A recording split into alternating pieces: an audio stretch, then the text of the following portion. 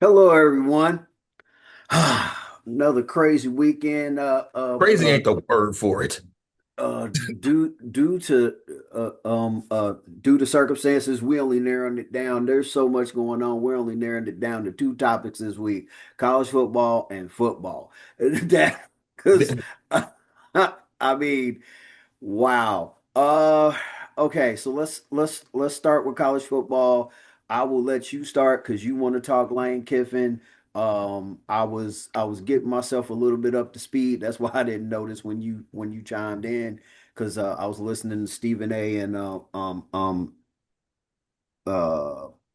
what's his name? I Paul forgot who was Paul Paul Finebaum.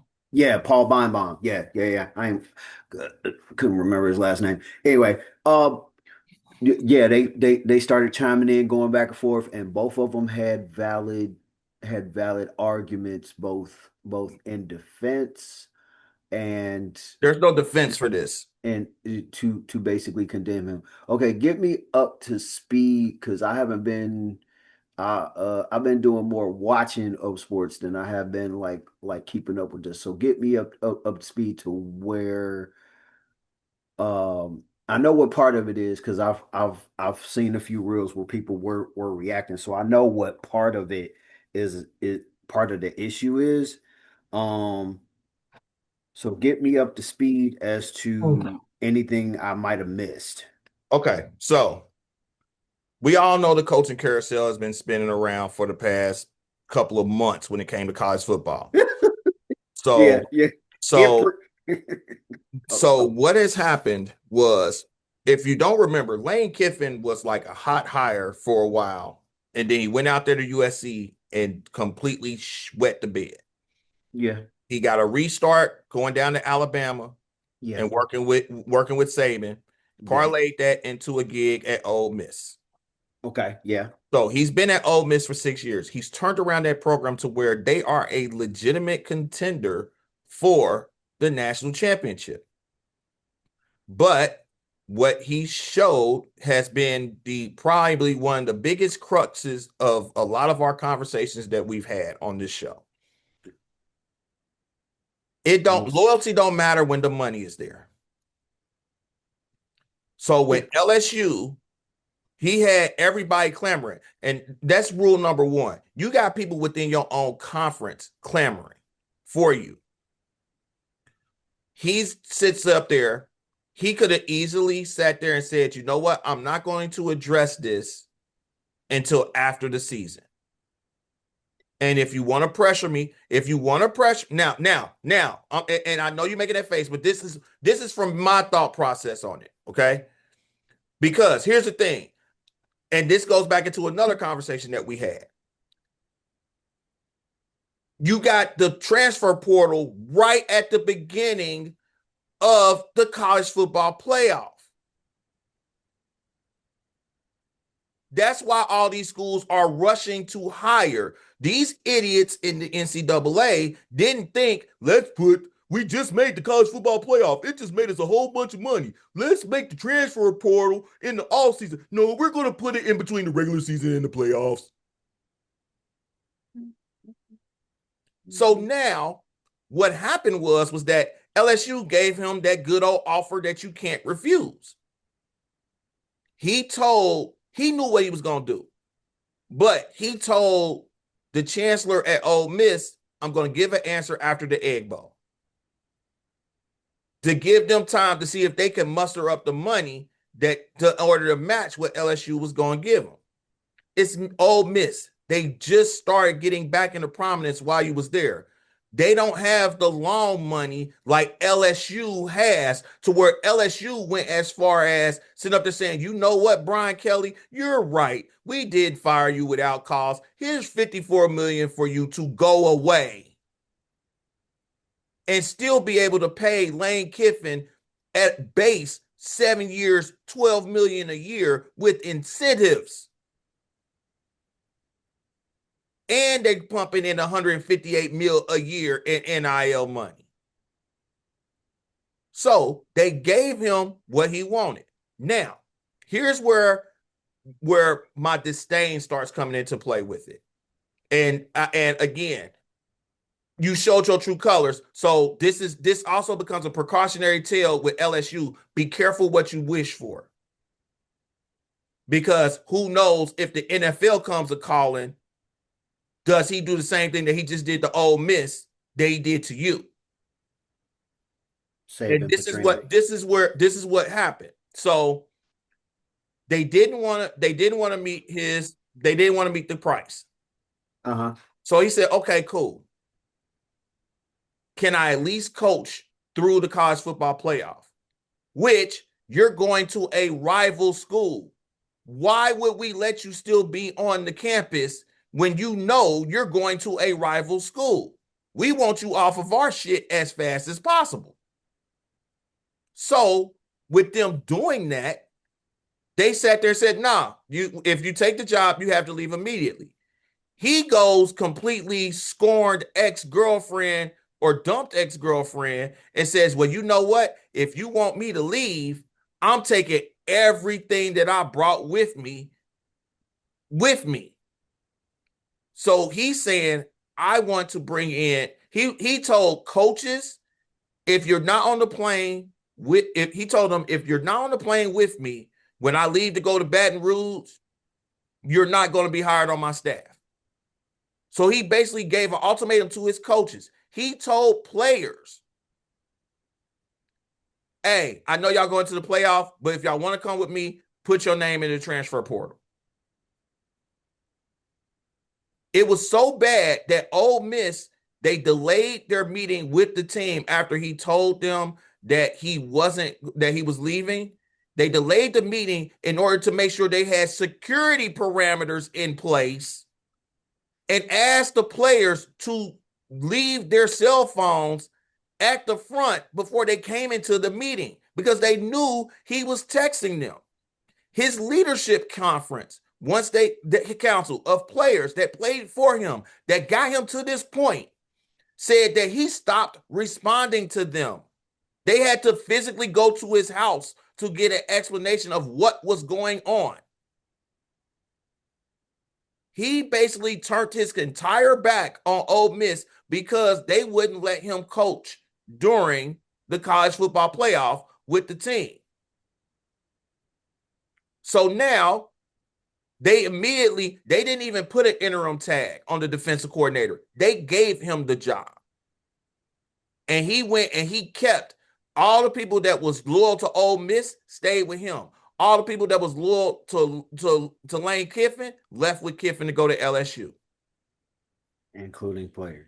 And I have not seen any players transferred yet or put their names in the transfer portal yet. But this is what happens when you have the pressure of winning on top of the pressure of NIL, and you put both of them together into a transfer portal that comes into play before your best teams throughout the 14-game regular season even get a chance to play in the freaking, you know what? I'm not going to be PG about it. Get a chance to play in the fucking playoff. There is a possibility that if they are not seniors,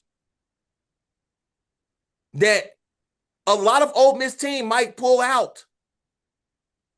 And it makes it to where the entire season that you played and you fought through in order to get to this point becomes a moot point. And it's sad because there's players that probably genuinely love Ole Miss, wanted to play for Ole Miss since they was kids, and they are at a point to where they can etch themselves in history, and one selfish motherfucker fucks it up. Okay. Because at the end of the day, he was under contract. Mm-hmm. They offered him more money. Mm-hmm. He opted out. Mm-hmm. Okay. Now, and it's a slippery slope. I know it's a slippery slope. Yeah, it's a dangerous slope with it. But you the got question is would he have done all this had they let him play out like he asked? No, and that comes into be careful who you wish. That's why I said for LSU, be careful what you wish for and who you dealing with. Lane Kiffin has always been about Lane Kiffin. just like his daddy was when his daddy was the defensive coordinator in the NFL. They always been selfish about themselves and their image above the schools or above the program that they was in. And that is what, and so you knew what you was getting into with this. And when you sitting up there saying, well, you got to keep on saying you need to pick when Florida was coming at him, when LSU was coming at him. I forgot who else they said was in the mix that was coming at him for an opening that was in there for it. When all Florida. these schools, it was Florida, but Florida backed out this weekend when they realized they couldn't match the money for it. But Yeah. it comes into play with now he's already trying to flip recruits. It's not like Franklin when Franklin got fired and took the job in Virginia Tech to take over for somebody fired. You were already established and going to the playoff, and you left a playoff team to go rebuild a team that just had somebody that was just like you in place.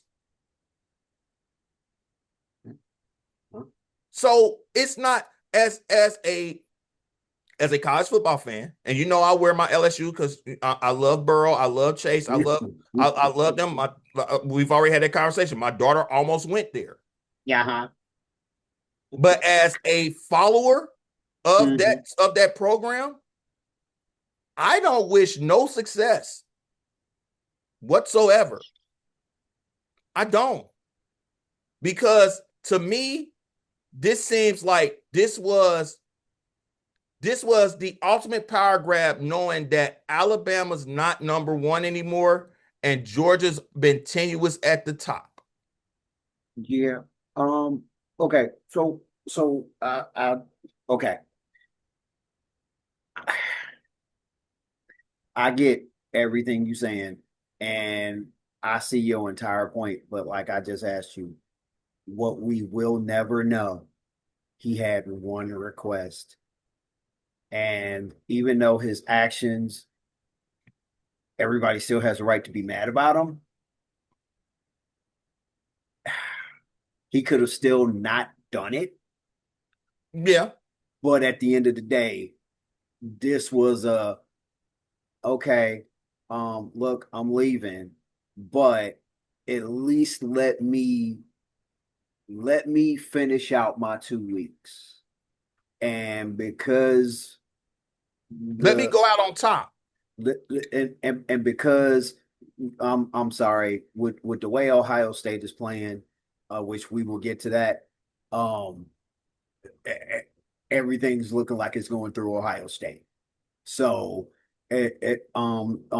Texas A&M could have a shot. No, no, they got exposed. They Texas A&M got exposed because what South Carolina couldn't sustain, Texas could.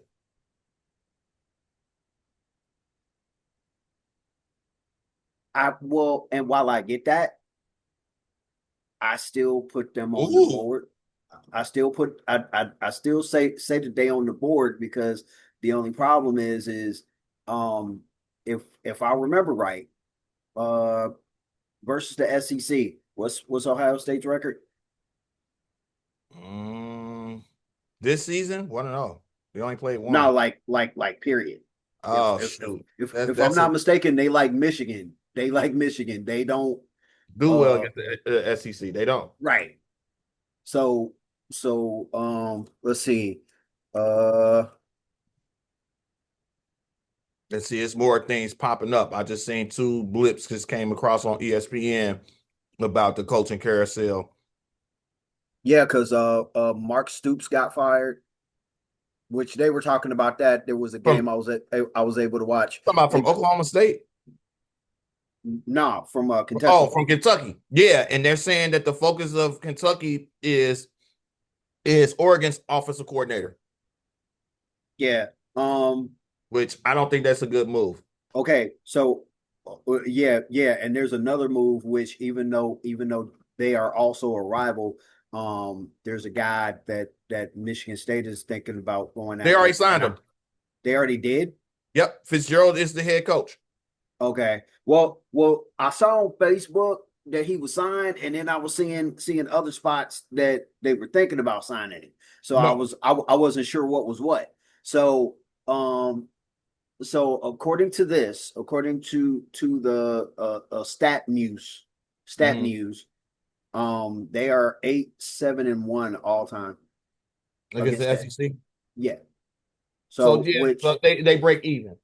right, but Texas A&M is not an original SEC. They're a Big 12, No, yeah. which gives them. But like I told you, I think that all them bigger.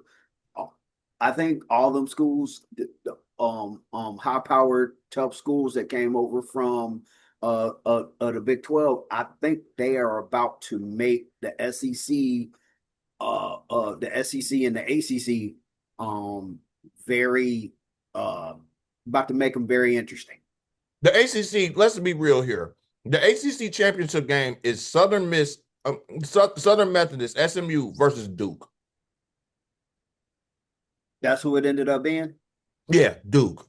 Okay. The ACC is irrelevant. Oh Hate yeah. to say it. Hate, Compared to the other ones, yeah. But still though, I still think that SMU is going to be they're going to end up being like the Miami unless they can figure it out. Uh, I think SMU is going to end up being the old school the way Miami used to run the ACC and the way Florida State used to run the ACC. Yeah, I think SMU is going to do a hostile takeover, and it's definitely shown this year. Uh, so in the future, it's going to be interesting to see what Virginia Tech, Miami, and Florida State, like. What are y'all going to do? Because you got this newcomer walking in the door trying to pull an Oregon. what? Okay, what happened? Oh, this is going to NFL. This is going to NFL. I'm gonna hold this one. Oh, I'll okay, hold okay, okay, okay, okay. All this right, one. Wow. real quick. So you remember in the NFL how there was a team that got like zero wins. Mm-hmm. Well, apparently, that also happens in college too, because Oh yeah, it happens a lot in college. the Massachusetts Minutemen went 0-12 this year.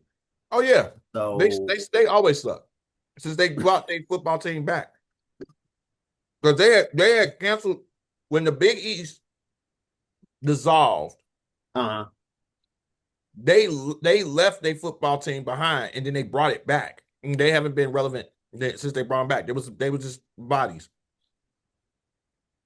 So that doesn't surprise me. That and that's insane though, because I mean, and that's why there's too many teams. There's way too many teams in college to really give you a definitive. That's why I said no matter what they try to do to make it fair and make it definitive, because they won't do certain things. There's probably certain things that they could do to make it definitive.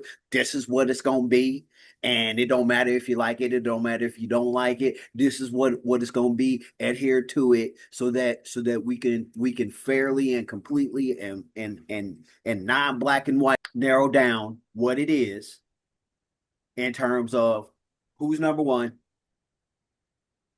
who's going to be in the championship. You can't do that with college. There's too many teams.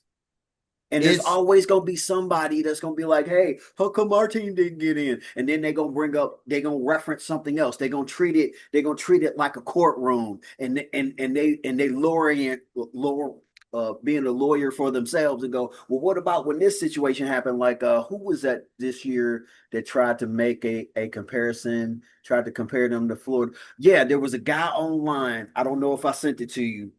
Um, that said that since Florida State got held out for their quarterback, can Ole Miss get held out because they losing their head coach?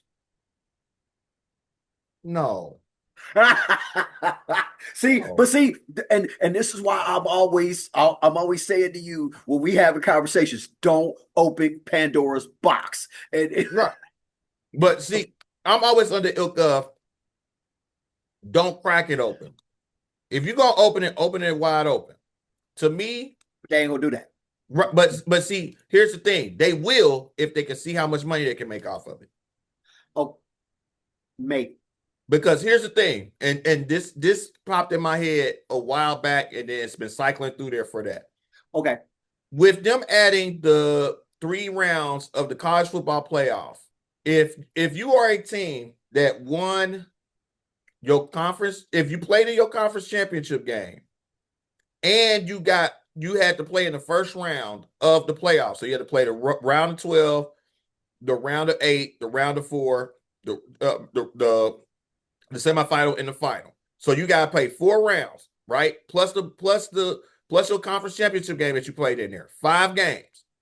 So you added 5 weeks to the season from the end of the regular season. And the regular season is what? 11 games now? 10 games? So you had 15 weeks.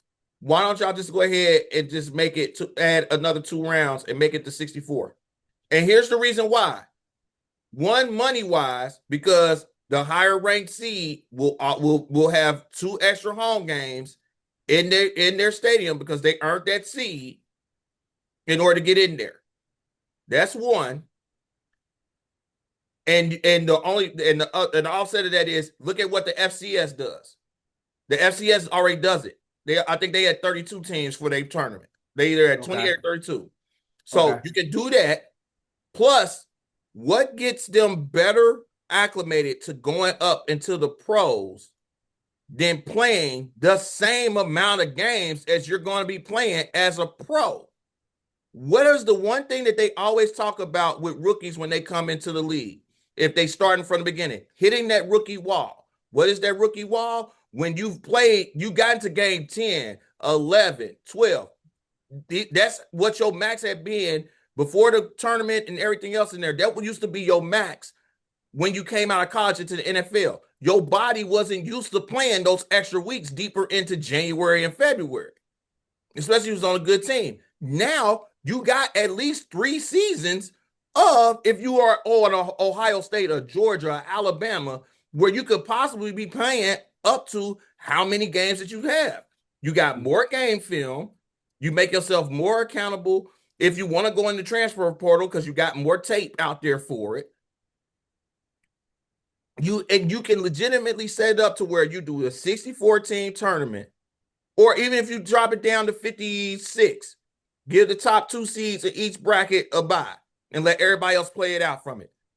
You do that, you get the extra games in there, you move the transfer portal to after the daggone championship, and you pretty much got college football year round like the NFL is as a companion. Because do we really care about college football after the championship game? No, we don't care about it again until September. We care Well, about it I mean, because of the seniors, the players that's coming out for the draft.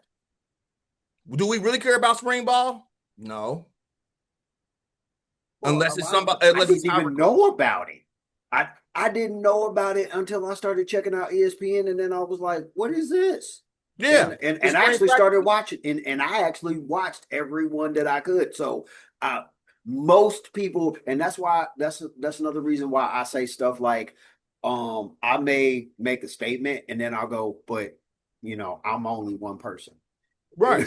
It's like I will be down to watch that because I actually love the sport. Just like I'm cool if I'm watching the MMA and don't nobody get knocked out, don't nobody get submitted, it goes 3 rounds. I Yeah. will I will personally, even if I agree that it was a little boring, I can agree that it's boring, but still find out and still figure out like what I liked about it. You still can understand the nuances of it to make it to where we know for a fact at any given fight or in any given game, all it takes is one move or one punch and the fight's over. Yeah, The other person might be technically way better, but they just got caught slipping that one time. They got the L. So it's not, so when we see those battles, those chess, we like the chess matches that go into a fight, into a boxing match, into NFL with mixing and matching against your defense to change it, or the off adjusting your offense.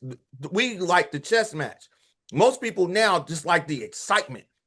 They want that Yes, instant gratification. yes, So that's why they yes. be like, it's boring. No, I don't like to see them just wrestling, pushing each other up against the cage.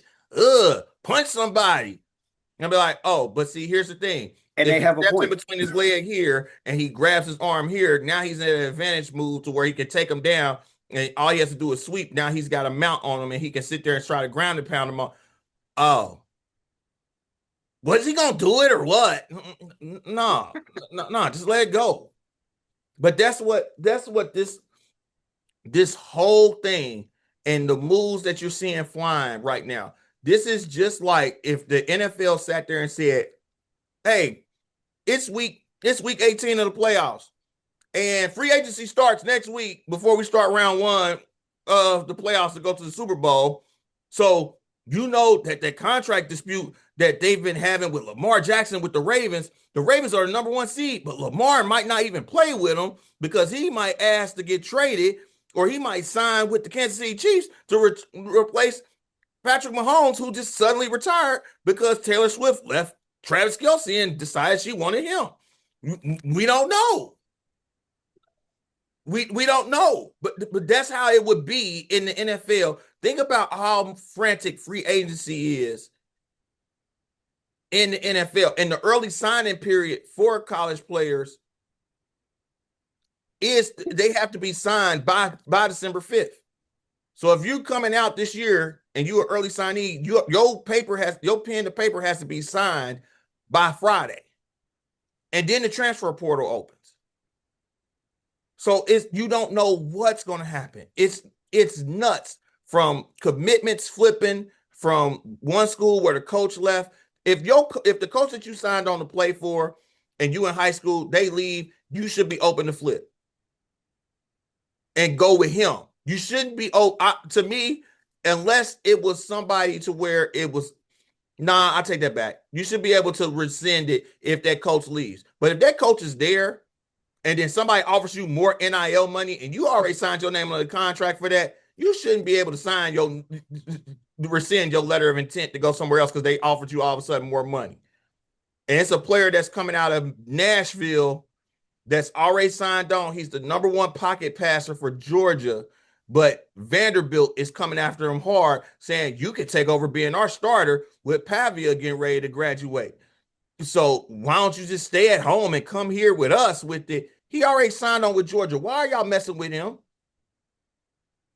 But that's the nature of this beast now. And Kiffin, with everything, I don't care what Kiffin says about the situation. I don't. Once a snake, always a snake. And now that snake is wearing purple and gold. So I have to sit there and be like, do I root for LSU or do I just let it go? And just remember the good old days with Ed Orgeron and Les Miles and Nick Saban, and just worry about those days and not even care about the shit show that it's became with the last two hires of coaches. Because this is not going to end well. If you thought Brian Kelly was bad, Brian Kelly just said, I want my money. He wasn't even trying to be a diva. He wasn't trying to be anything of the sort. This man has been posting on social media since he left on the plane. If you follow Lane Kiffin's Instagram, he's been posting since he left. He even reshared the announcement of the guy that replaced him. They said that he faked had a dog down there. He said somebody else's dog was his. It's just a mess. And you just came out of a mess, LSU. Now you just paid $54 for one ass to go away. You about to end up paying 104. No, hold on. Let me do the math in my head. 4, 31, Uh, 84 million if this goes left, minus however many years he goes through there. Mm-hmm. So give it 3 to 5 years, we'll be right back in the same boat. Unless the NFL comes a calling. And that's the biggest worry. They need to be worried that the NFL is going to come a calling. Because if he turns LSU to being successful, your eyes got big. You probably just seen the same thing I did a little bit ago. Thielen, This is about the NFL. We'll get to it. Thielen. Yeah. Yep, that's why my face did that. I did not. Wow. Okay. Nick Saban. There was a story about him on LSU Sports Illustrated. Said recommended $72 million coach for LSU job amid search. Saban was not a fan of the move either. And Saban came from there. So I can understand why Saban wasn't a fan of the move. Because this was not an X's and O's hire. This was a wow factor hire. And the wow factor hires lately have not been successful. I'm trying to remember, when was the last wow factor hire that ended up really showed up and showed out when they got hired. And I'm talking about championships. I'm talking about conference championships. None of the teams that's in the top right now was a wild hire. When you think about it, was Ryan Day a wild hire? No. What I forgot what his name is over in Indiana. He was definitely not a wild hire. Well, he was Marcus from in terms of like how confident he was and how much smack he was talking, and he had just walked in the door. He right, he had that in terms of wow factor. But he didn't have that factor of we're handing the keys to the Maserati to this guy right off the bat. And that's what this feels like with LSU. You're handing the keys to Kiffin, but based off of what he did in Ole Miss and turning that around. And now you're going to put that pressure on him to where he has 4 years in order to get them a championship. It's not even a conference championship. He has to win a national championship within 4 years, or you're going to be feeling the same pressure that Brian Kelly did. And if you think about it, a year ago, when they lost the Egg Bowl, no, it wasn't the Egg Bowl. It was somebody else they lost to at the last minute that messed up their entire plans of getting into the playoff last year. They was like, is he the right coach? Then he flipped it and got him right this year for it. So now it's like, oh, he might be the right coach, but he parlayed that into I'm out of here. So it's not none of the hires so far. This is out of all the hires, this is the one where I really throw up a red flag, like, oh, this is gonna be interesting. Let's watch the shit show. Because he's going to, his sense of dealing with adversity. You never turn your back on the person that helped you get right. You never mess that up, because you never know how that karma is going to come back. And you already then came back from dealing with a whole batch of bad karma before. With your last parlay in the NFL, your last parlay when you left USC and everything, you already been on bad terms. Don't set yourself up for another bout of it because you're being greedy. But that's that, and this is why I don't like the premises that people push when it comes to and he actually recommended three names, and then I'll go back to what I was saying. He recommended three names, or somebody did. Nick Saban, Nick Saban represented three names. Kiffin was one of them. It was him, Eli Drinkwitz, and Brent Key. Those were the three names but apparently Drinkwitz is staying in Missouri, Mm-hmm. and I'm not sure where Bay is from, but it doesn't matter because now we know it's Kiffin. So, And Brent uh, Keen is the head coach of Georgia Tech. gotcha. So I thought the name sounded familiar. I've been Oh watching so many wow, football damn, games. that just happened fast as shit. What happened? See, this is the other okay, and I'm gonna say this, but this makes me also. This is the me playing devil's advocate on the other side of the fence. Your head coach comes out after their game when they lost 41-0 and says, I don't see myself leaving. If they want me to go, then that's how I'm gonna end up. Okay. 24 hours later, he's fired. Less than 24 hours after that, they already then hired your replacement. Oregon's offensive coordinator just took the Kentucky job. Yeah, they okay. So with that situation, and the only reason I know about it is because they spoke a little bit towards it during one of the whichever game I was watching. I'm not sure who they were playing, but They were playing Louisville. that might have been, yeah. Yeah, Yeah, that that's might. Louisville beat them 41-0. Okay. No, I'm saying I'm not sure if that was the game I was watching when the announcers were kind of talking about the rumors that were going around. But uh because it seems that, like everything else, putting stuff into the ethos, as people call it, throwing stuff up in the air seems to be something that's becoming more and more and more and more and more prevalent. Mm-hmm. um so there was rumors that he wasn't gonna if he was able to finish the season at all, he was definitely gonna be gone when the season was over. Mm-hmm. So him getting fired, I was not shocked because they had been talking about it, and that was pretty early in the season, whatever, like I said, whatever game I was watching. um But I don't. But see, that's what I'm saying. There's no way you go within 48 hours from I'm not leaving to fire to hiring your replacement unless somebody been talking to somebody's agent behind the scenes already beforehand. And as soon as they fired him, they say, "Here's the deal."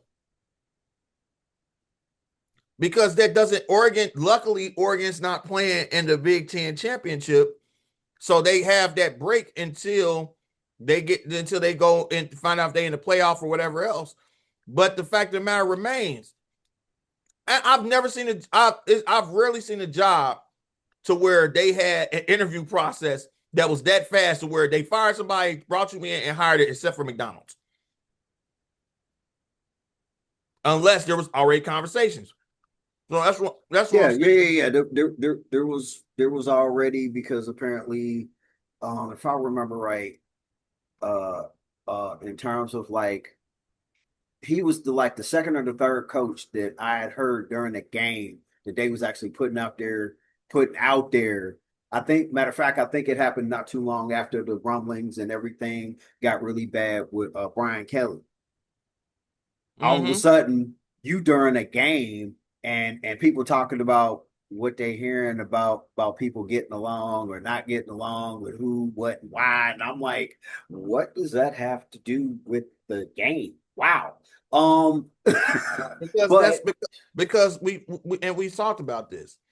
The the drama is more important than the actual game. yeah, and And that's and and we make it that way. We get mad at it, but what people don't understand is, which I know I beat a dead horse on this.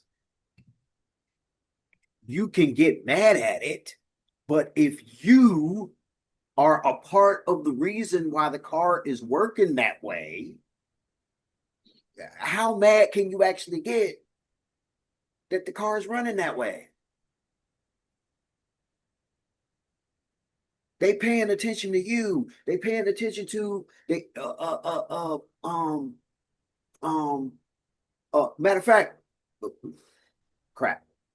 trying to stay on college, but I got an article I want to talk about concerning Tomlin because apparently at the end of yesterday's game, people were chanting "Fire Tomlin," Yeah. and Yeah. and Hold that one.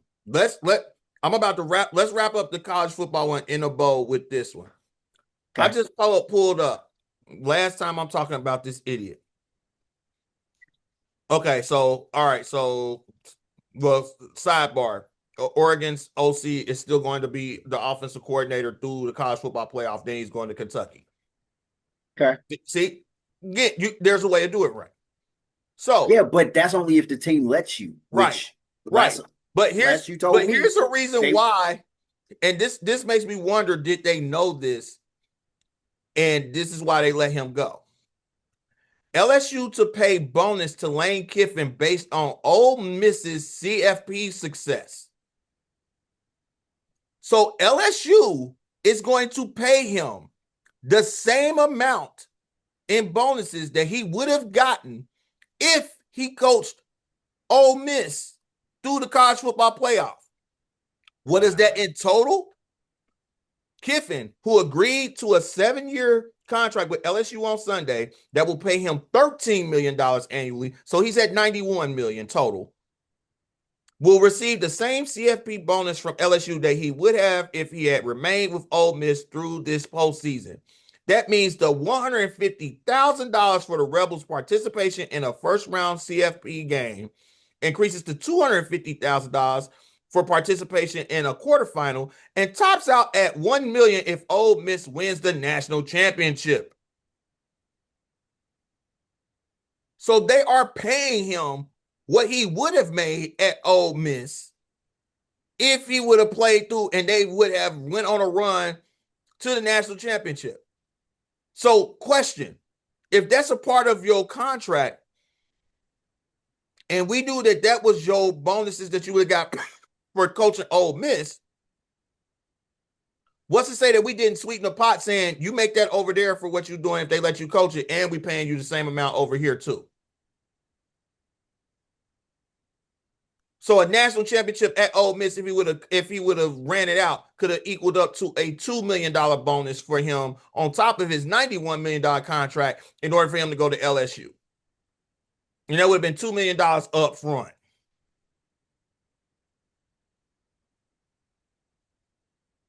Like I said, once a snake, always a snake. And the snake charmers and LSU are really, really use their flute because there's no way. What job would pay you your bonuses for what you did at another job, especially at a competitor, in order to get you here? I mean, it actually depends on the job because there are some businesses that would do that. Mm-hmm. But you definitely are like a near the top of the food chain person to get that level of that. So, Um, so realistically here, and realistically, okay. are we with this hire? Are we saying Lane Kiffin is an upper echelon college football coach? That's going to be the expectation, just like it was with the other ones.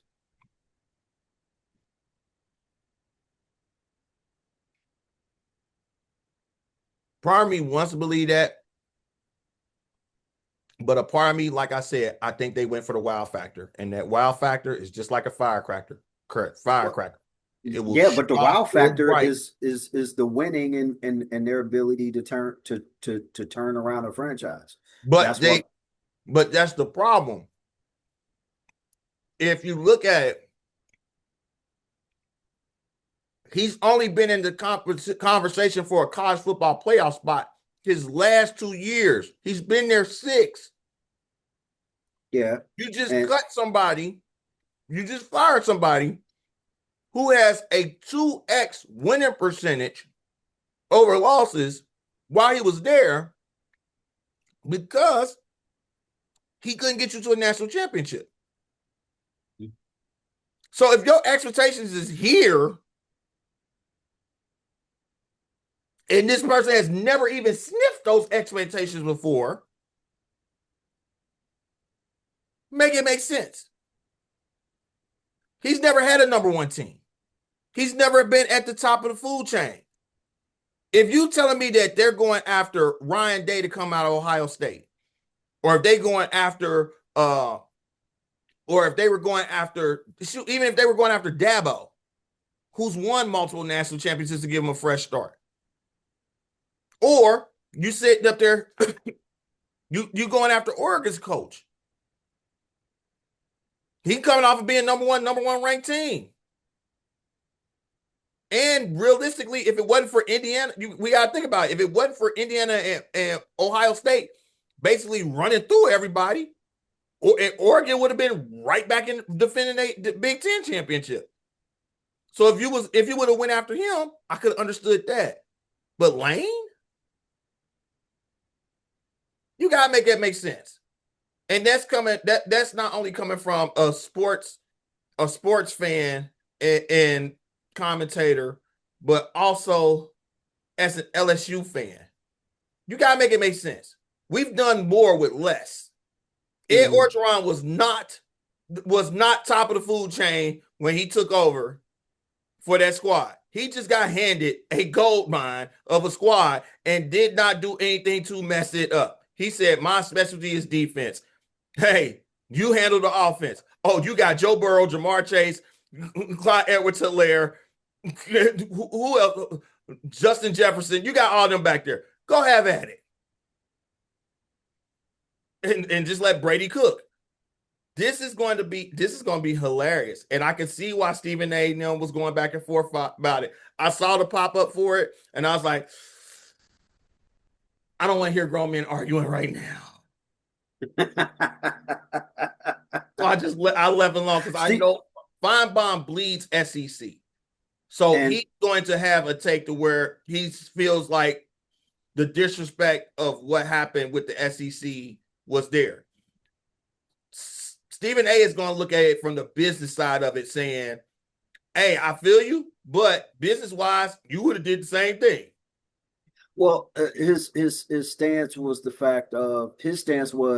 he didn't really argue against anything that he said about Kiffin, but he wanted to remind him that this wasn't the first time he was in this position, right? And he didn't take it.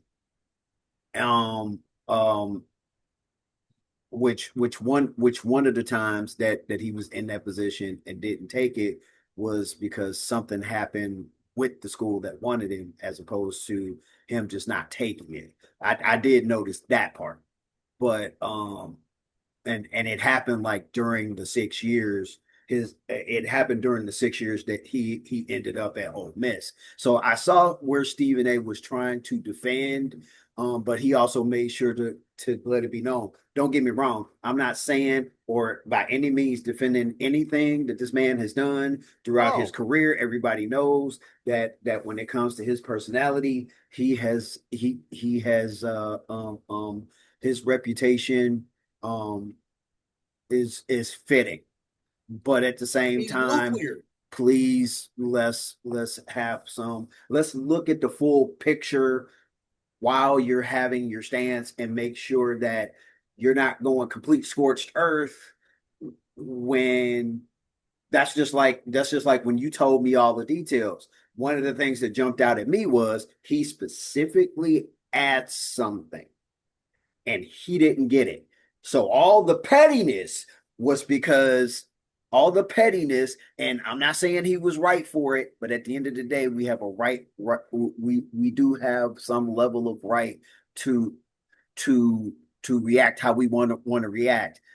But what we tend to forget is people also have a right to look at that and go, you're wrong, right? So and I get that, and that's why that's why when I sit there and I look at the whole situation, it's like, what do you? That's why I said what I said. Be careful what you wish for, Well, because you hire somebody that you just paid this money to within a year, and let a top NFL position come up to play. Let a top NFL coaching position come up to play. It's not no guarantee he don't bowl. Because at the end of the day, he wants to be known in the same ilk as his father. And that's not going to end well, because if he does that within 2 years, LSU has egg on their face, because he's going to do the exact same thing. And I get the level of pettiness that we're talking about here. I am uber petty. I know it.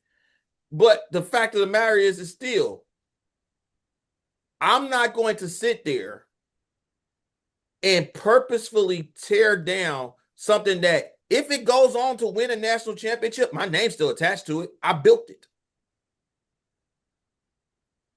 And if anything, in the recruiting aspect, in a big picture aspect, which is what I live in, I always look at the big picture of there.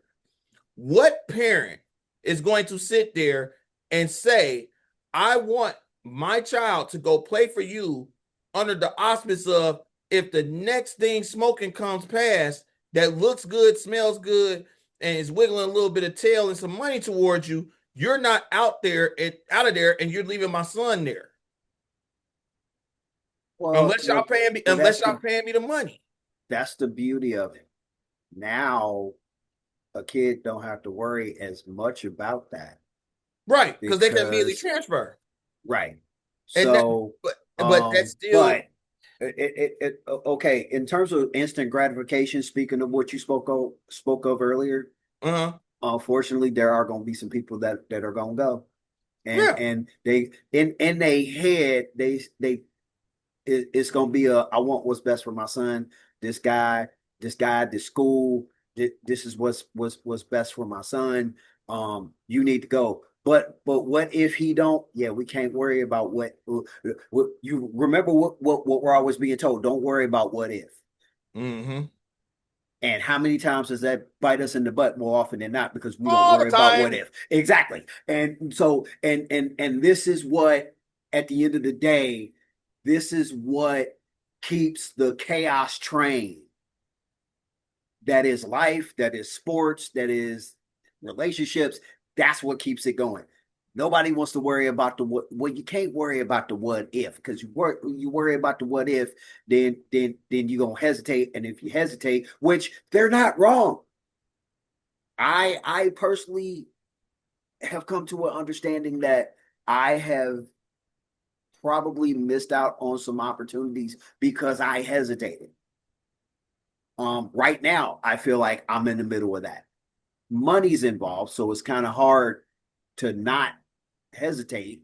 Um,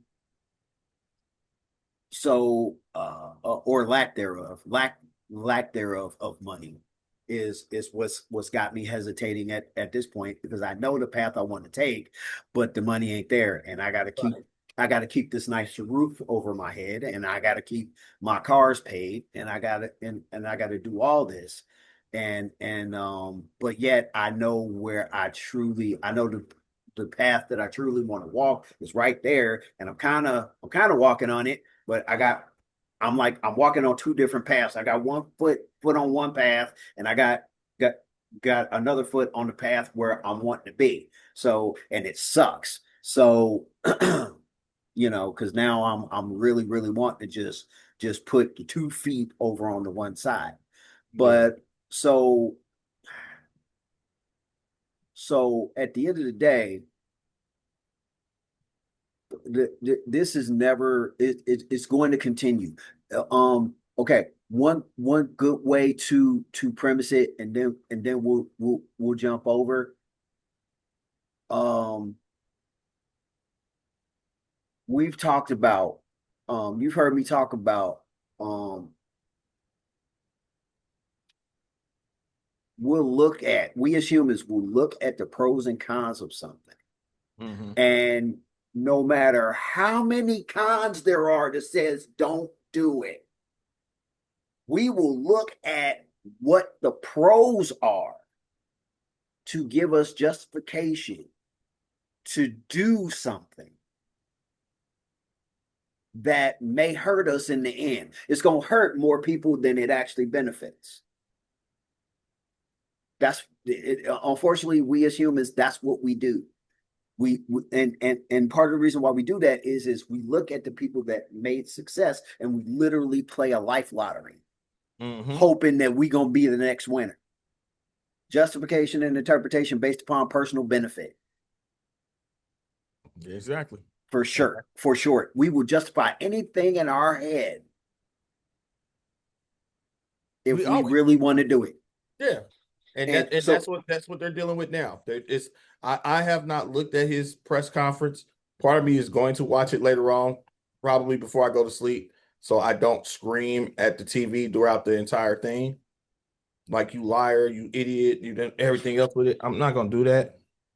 But the other part of it is to where I am a person that follows that saying from Batman, from the Batman movie, not Batman Begins, the Dark Knight, the Dark Knight Rises, the Dark Knight, when Alfred was talking to Bruce, and they was talking about that person that was in the jungle that was messing with them. They was like, well, how did you ever get him out? They was like, we burnt the forest down. That LSU has a wick that's like tediously right next to the damn stadium. And they keep on, you're gonna keep on. You had a fire, you doused that one real quick, and you said, nah. We still gonna save this house. Before you can even try to put water on this one, that bad boy might be a 4-alarm blaze. It's gonna be ugly. Oh yeah. And to round out college football, What you think about the games this weekend? It hurts me. What happened? It hurts me to say this.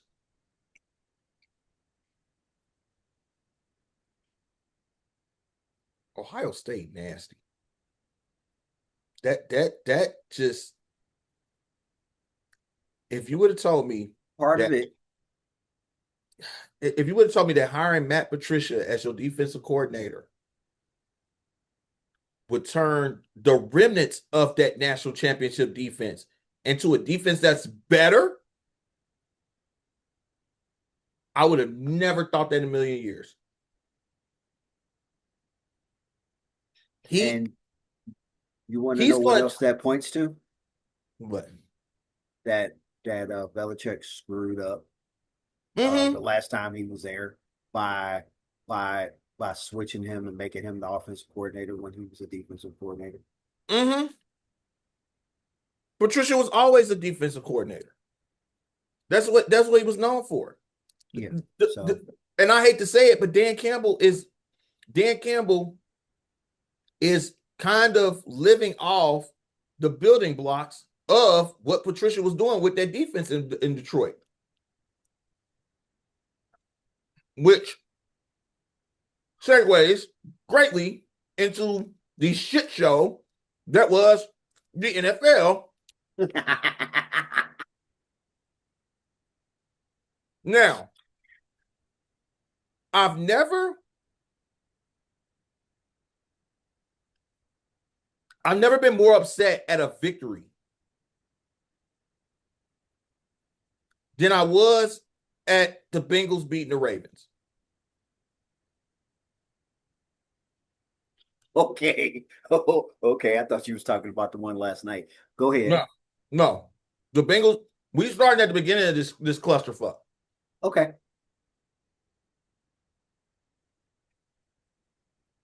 If you would have told me after all of the BS that has gone on this season that the Bengals would be, what are they, 4-9, 4-8, Mm-hmm. and still 2 games out of first place in the AFC North. Mm-hmm. Remember, when we did our pregame predictions, we had Baltimore at 16-1 or 15-2. We had them up there. Yeah, yeah, yeah. Yeah, they We had wasn't the losing that Bengals. many games. We had the Bengals right behind them. We was skeptical about Pittsburgh. Mm-hmm. Boy, is that egg on our face right now. Well, for But Baltimore, yeah. For Baltimore, hell Baltimore yeah. Bengals was a and dangerous. Cincinnati, yeah. Pittsburgh, we was like, we don't know. Right. But And that's the if way they're you would have playing right now. if you would have told me that game, I came in that game on the second toward the end of the second, toward halftime. Okay. I sat there for about a good 10 minutes and was like, what am I watching? Is somebody playing Madden? Quit playing with me. No, no, no. Here's what you were watching. What we talked about earlier before the season started, and I said, and I told you, I said the phrase, we actually don't know how this season's gonna go. Because as much as we knew that Jair was going over to the defense, we did not know how that was going to play out because of the end of his tenure. If you really pay In Green attention to the Bay. details, the Yeah. end of his tenure in Green Bay, I was the skeptical one. I'm Right. like, no. It like so he started out good. Things went sideways, I believe, with the injury or whatever. He comes back, things wasn't what they were. And then all of a sudden Green Bay said, you know what, we coming up off this. We've seen We'll enough. send you to your best friend. We're you're gone. And everybody vilified Green Bay for doing it. No. How did that work out again? And it didn't take long. And then they and this is why I don't call people out, call players out. Don't just call out the front office. Don't just call out the coaches. Call out the players. He goes over to the Ravens. He gets put in his first game, and he doesn't do well. First thing I hear is well, why y'all put him in that game? What do you mean? He healthy. He was supposed to be the reason why their defense was supposed to dominate. What do you mean? Why did they put him in the game? Because you're supposed to protect your stars. Now, the only reason I could see or I would want to hear that is if he wasn't in fact ready, which last I checked, he was. Last I checked and had heard, he was ready. Yeah. So if he was ready, there ain't no problem. There should be no problem putting him in the game. Now, if you want to question, well, how come y'all didn't put him on the snap count? Okay, I'll ride with that. I wouldn't even, but see, in a secondary, you shouldn't have to put him on snap count. But it's just it. Oh, you most definitely have to put him on snap count, especially when he got to face people the caliber of a Chase or a Jefferson You move his ass or to a safety Higgins like you move or you move him to safety or nickel corner like they did Jalen Ramsey, who's in the exact same boat. yeah. But you wanted to put him out there on an island thinking that he was still going to be out there, be able to cover, not coming off a Yeah, leg injury. No, you're not doing that. and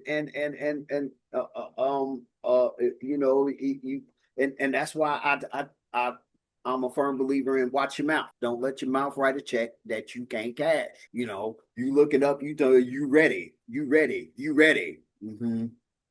And that's not how it worked out. And then they had injuries hit the defense, which was another thing that contributed to what you were watching. The offensive line not being this confident. And I'm telling you, I'm telling you, I'm telling you, I'm telling you, I'm telling you. Every time I watch a Ravens game, I see the same thing. They are in Lamar's head about being a quarterback and throwing that ball. And you know what? Then if that's the case, then like I've said before, and we've had this discussion. if your message as the head coach has screwed up your best player, it's easier to replace the coach than it is the best player. But that's the thing. I don't know if it's the head coach. I believe Who else would you think it's the coordinator? the pundits have been screaming it for years. Right, but no. at the end of the day, the person that offsets that would be the coach. Yeah. Don't listen to them. Do what you got to do. Yeah, but him. Okay. I think his injuries from last season and the ass beating he took in that last game in the playoffs last season is in his head more than the pundits is. He's not letting the ball go like he used to. Most of his passes, even if he has a clean pocket, have been short or they've been overthrown. He's not locked in. And then he shows it even more when it completely goes to shambles with his demeanor after it goes off the rails. And okay, so and the line not being what it was, not being what it was is a factor too, because now he also don't know when to run because the lanes aren't as clear because they usually have a spy that usually when he wants to try to run, it's a whole. There's a big picture here, but I know part of it is he's trying to stay in that pocket because there's been moments, and I know if you've watched the games and seen what I've seen, there's been moments where he should have immediately took off and he didn't because he was trying to get it down the field. And I still say, and last night's game was a perfect example of what I've been talking to you for weeks about in terms of why the play calling, and the play calling actually switched with Denver, and that irritated me because that also led to Washington being able to come back in the game. But we'll talk about that. We'll jump back on Lamar. He has been hesitating to run to the point to where by the time he decides to run, it's already like way too late. Yeah. It's like he's really trying to get the ball down the field. He's really trying to get the ball down the field. He's really trying to get it to his wide receiver playmakers. Instead of that way, he's not looked at as, at the end of the day, he's more of a running. He's best known for his running than his throwing. It's not that we don't think he can throw. We know he can throw. He just doesn't do it that often because he runs more. And he wants to be known. I think that he's wanting to be known as a actual winning championship throwing a dual threat quarterback, which in order to do that, he needs to get over that shit quick. Because here's the thing. If that's the case, if that is the legitimate case of the reason why we're looking at Lamar Jackson, the player that we're seeing right now, Baltimore's done. Yeah, to me, it's definitely part of it. They're done because the reason why he's got 2 MVPs, the reason why they've been up in that upper echelon of there was because of what he was doing outside of just throwing the ball. And then as soon as they get to the playoffs, let's call it. They get to the playoffs when defenses tighten up, or you tighten up and take away his run lanes, and they challenge him from the pocket. What happens? They lose. He makes more mistakes, and then that means that's something that you need to be working on in the off season, not trying to wrap your head around during the season, and you're not progressing. Because at the end of the day, I don't care about you being able to be a pocket passer. I want the wins. And the worst thing that's going to happen to them is, despite this season with Derrick Henry and with Lamar Jackson back there and with Flowers and with Andrews, who hasn't been hurt this season for the first time. He ain't got no wide receivers. He ain't got no receivers. He never has. Who has he had? No offense, but I would gladly take Likely, Flowers, and Andrews. Now I know I know we would have to check his cleats. I know we would have to check Andrews' cleats if we played on some light snow, but right. And that's what I'm saying. It's not, you've won with that. So he won the regular season with that. Right. But at the end of the day, that's what I'm saying. I really think that game against Buffalo fucked with his head.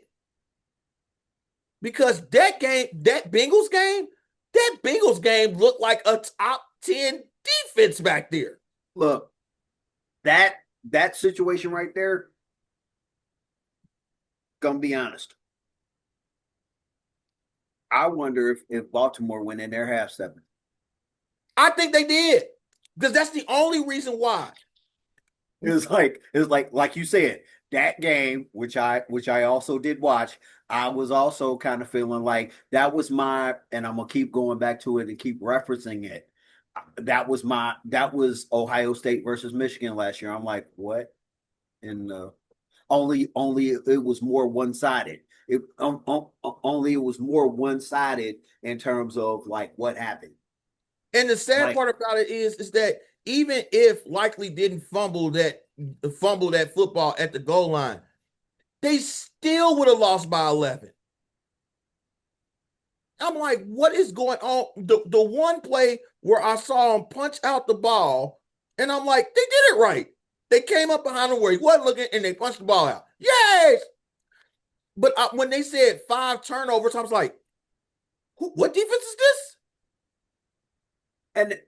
and that's why I always ask you accountability. Where is Mm-hmm. the accountability on the players? Where is the personal accountability? The personal accountability is way more important than the coaching accountability, because you can have a boss that has rules that set, but if that person does not have a mental within themselves of how they want to be to match that, Right. that's why you having conversations where you talking about, oh, this wide receiver is like the best wide receiver on the team. This linebacker, this defensive end is the best defensive dude on the team. It's like, wait, why is that?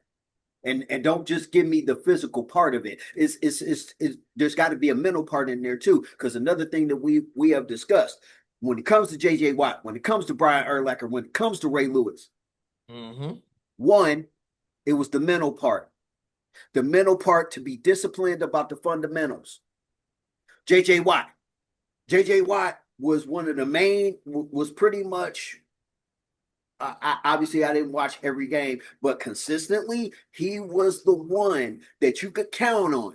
If he couldn't get to the quarterback, them arms were flailing and getting up in the air. He was getting them close enough, and then he was jumping and he was waving them arms. And they, and Mm-hmm. they sit up here talking about him like he's an anomaly. And I'm like, dude, I know the highest I played was high school, but that's what you're taught even in high school. He's You a make yourself. fundamental disciplined dude. And the physical part of it, the physical athleticism to go with the fundamentals is what makes him a superstar. Same thing with Ray Lewis. Same thing with Bobby Wagner. Same thing with Lawrence Taylor. Same thing with may he rest in peace, Derek Thomas, Junior Seau, rest in peace, Ronnie Lott, Mm-hmm. Rod Woodson, Carnell Lake. Fundamentals, no matter what. And it starts with you. That old saying, it starts with you. It does. And because the players and because when we were going through and you were naming off all them players, and I realized that some of them players that helped the Bengals get to the Super Bowl on that defense was still with the team, and I'm like, okay, what the hell are we doing here? How is it that I don't care if it might only been like 1 or 2 or 3 people. Bottom line, y'all still there. So if anybody else leaves, y'all supposed to be still setting the standard, not only within yourself, but making sure that everybody is accountable for themselves, as well as the chemistry on the team and making sure everything works. Communication. It's funny. It's funny. We always talking about what's wrong. I'm always looking online and what's wrong with relationships and what's wrong with the people of the day. And the one thing that always comes up is the same stuff that you hear in football, in basketball, in soccer, in hockey. If you are not communicating and you are not on one accord, with those around you, it's gonna be a crapshoot. Mm-hmm. It's just it's to a point now to where it's like that defense. And the other part about my argument of why I said I hate that this is a game that I hate is the false sense of hope. But I can't really call it a false sense of hope because if you look at the Bengals' remaining 5 games, even if they lose to Buffalo, they went out with the schedule that Baltimore and Pittsburgh has. They can be 8-9 and win the AFC North Yeah, because they have the tiebreaker currently over Baltimore with one more game to play them next in 2 weeks. They split with Pittsburgh, but Pittsburgh I think got them on point differential, and then they still got to play Cleveland, which should be a win. They could legitimately go 5-1 or 4-2 in the division and have a shot.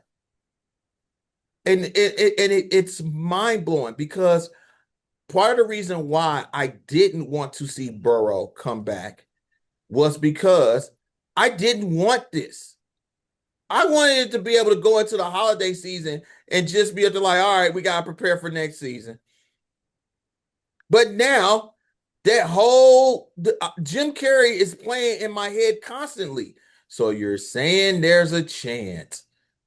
And there legitimately is. And Pittsburgh and Baltimore are not making it any easier for me. All you right. have to do, Pittsburgh against Buffalo, when we talked about, you mentioned about the Fire Tomlin chants. I would have been right there chanting the same shit. And the reason why is, and their defensive coordinator, because again, that was a game to where I'm like, am I watching somebody playing Madden right now? They kept spamming the exact same play over and over again, and they could not stop it. It was an off tackle to the right for Cook over and over. They switch out Davis over and over, put back in Cook over and over. And it was TJ Watt was pissed because he said they kept running the same play over and over again, and we couldn't stop it. And they had 2 backup tackles in the game. The entire game. Mental accountability. And that's what every team should have. We should hear so many games where, oh, well, the backup was in, but it didn't matter because the team came out and they played hard, and this is what we got. If every team had that, It's the so many teams seasons, that don't. And we saw that this week. well, okay. I don't know what this season is. I got to be honest. Either. I don't know what the season is. I actually am afraid because I know the capabilities of the Giants defense when they don't spend more time on the field than the offense. And So did not, and then they said Jackson Dart's playing. Did not say that was going to be my toss-up game. And I went with you with New England. I don't think New England's going to win this game. I legitimately don't. Dart might put up we could see if Vrabel is able to break the curse because whether it's because this preseason, week whether it's preseason or whether or otherwise, the Giants have had the Patriots number for a while. So I'm definitely interested in this game to see if Vrabel can break that curse. So folks, this is how bad this weekend was for us. I'm just going to go down the list of a recap right now. We both said Detroit. Yeah. Detroit looked bad. They looked bad. And it seems like, again, Goff is rushing. And because if Goff, and then the other part of it was losing Amon-Ra first quarter. Yeah. But the other thing is if you can get them to put everything on, okay, Seattle, Detroit, if you can get them to put everything on the quarterback, they're done. Yeah. It just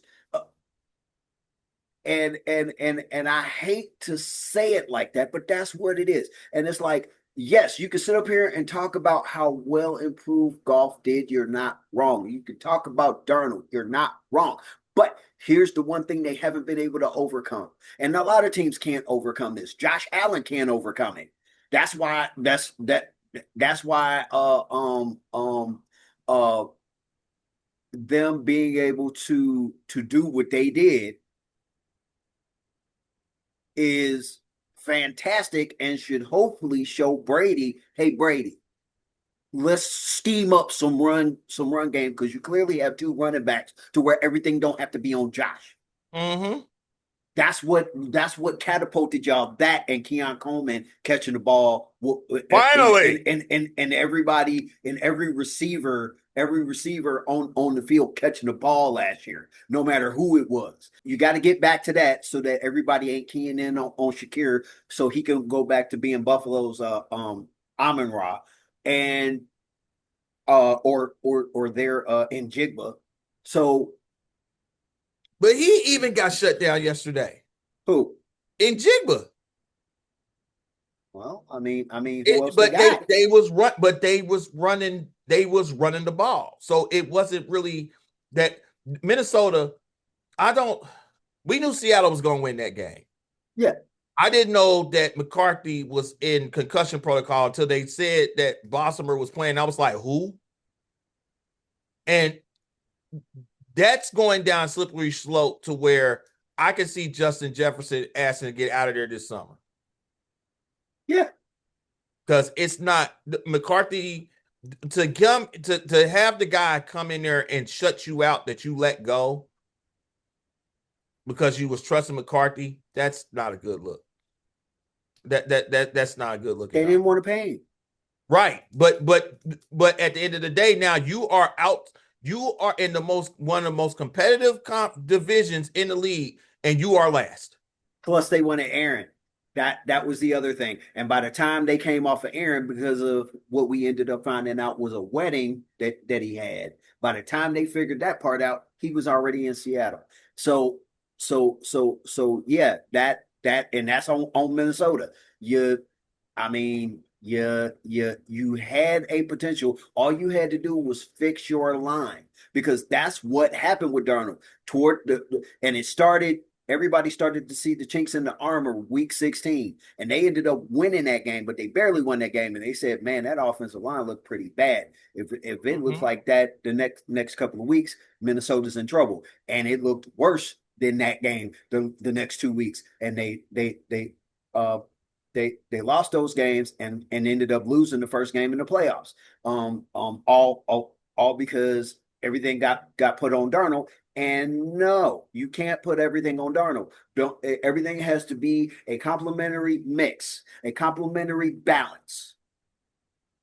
And that's why I'm like, it doesn't make that whole situation there was so bad.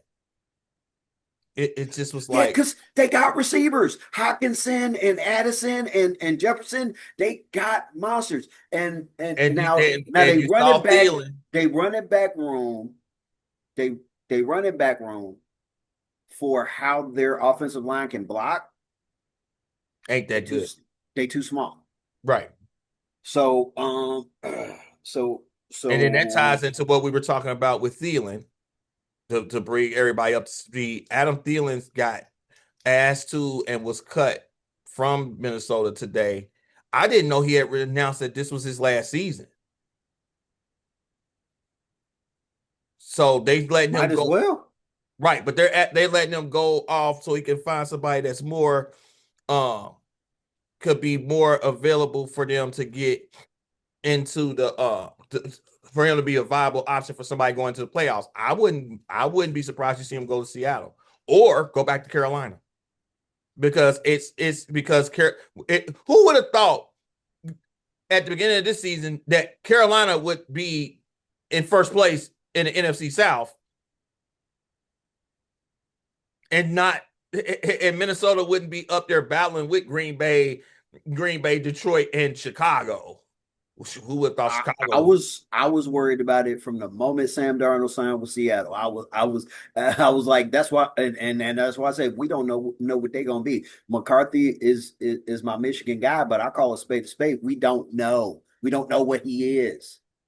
And you Uh, had something where you at least knew that you at least had the ability to make it to the playoffs, but then you would have to make sure that you ensure did some things to ensure that not only going momentum going into the playoffs, but once you got there, that you could put Darnold in the best position to help you the way he did all season.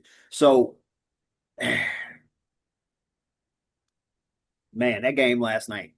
You watched that game last night? I caught bits and pieces of it. I was legitimately coming down off of the weekend. By the time that game came on, I was like, do I watch the game? Denver gonna win. I could catch up on all my Formula One racing for this. They won, but Denver here's won the it. problem. It wasn't good. No, they were not okay. Every game that Washington has lost, especially a game that I have watched, whether it was Mariota or it was Daniels, they were aggressive. I thought that was part of the reason why I thought that Washington was going to lose. I'll need to know what happened that Denver said, we got a vicious front seven, but we are not going to do them like we've been doing everybody else Hmm. and be so aggressive. And I'm watching the game and Mariota is eating them alive. Yeah, he And I'm was like, and they weren't getting pressure on him. no. And it's like, okay, y'all, newsflash. The reason why they've been losing games is because the teams have been getting pressure on the quarterback. Rodriguez, McNichols is cool. Rodriguez should be starting for Washington. I Oh thought yeah, it. I thought it a couple of weeks ago when you were when we were talking fantasy and you were telling me about your guy. About Bill. Yeah. So Yeah, yeah. Bill's been gone off my team since that week. I had to let Bill go. and yeah. So yeah, Rodriguez is a problem. It don't matter how they blocking, he is a problem. So I like him. But but yeah, they weren't getting much pressure on Mariota and Bo Nix. You can't trust him for 4 quarters. He actually started out good and ended bad. Yeah. But I also question the play calling because we've had a few conversations. I don't know if you remember where I always question why are you sending so many of your receivers 10, 15, 20 yards downfield when you know that the line you're facing is coming after your quarterback and putting him in crazy situations and got him being squirrely, which he plays Because we well stupid. squirrely. He plays well squirrely, but that was the thing that killed me. He was dinking and dunking, throwing. There was no receiver, including the running back, that went less than 5 yards before the ball was thrown at them, and they were getting. If they didn't get the first down off the initial pass, they had it by the second, and that's how they got their lead, and they went away from it. And Because and all of a sudden, the receivers start going farther downfield, and Bo Nix is looking farther downfield, spending way too much time holding on to the ball. he never And then the fit. next thing you know, Washington came back, and it goes to overtime. And some bad plays by uh, matter of fact, a bad play by Ufunga almost Mhm. had it where they almost had it to where overtime was they was gonna go to whole overtime. And but I didn't understand. I'm like, wait, y'all aggressive, y'all aggressive, y'all aggressive to get to where y'all are, and then y'all choose Washington not to be aggressive. Like, have you not watched their games? Did y'all watch film and see that that's what it took I think we to? need to be conservative in order to win this game.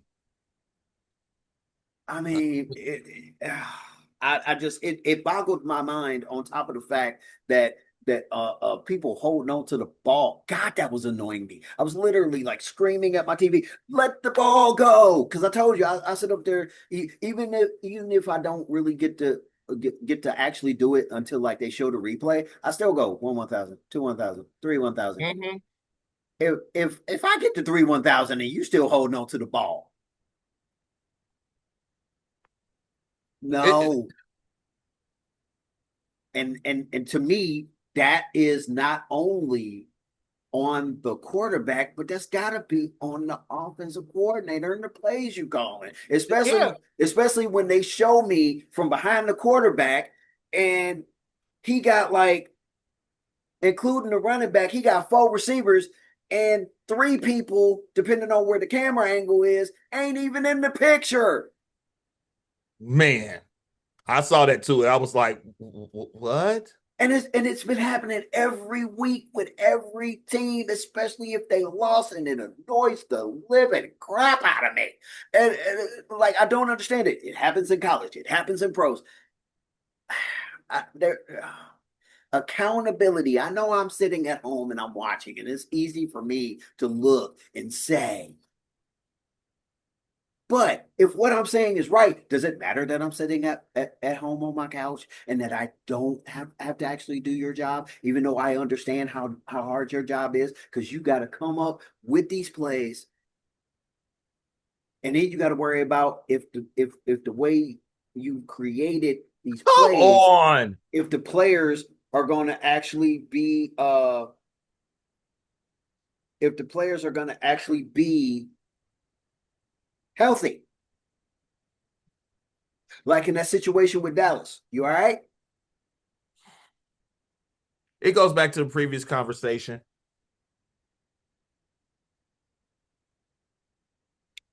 Well, who are we talking about? The start of the show. Kiffin? Mm-hmm.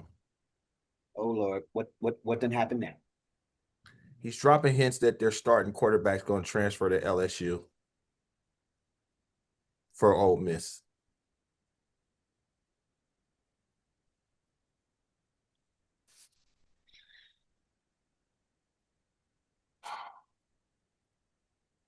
See what I mean?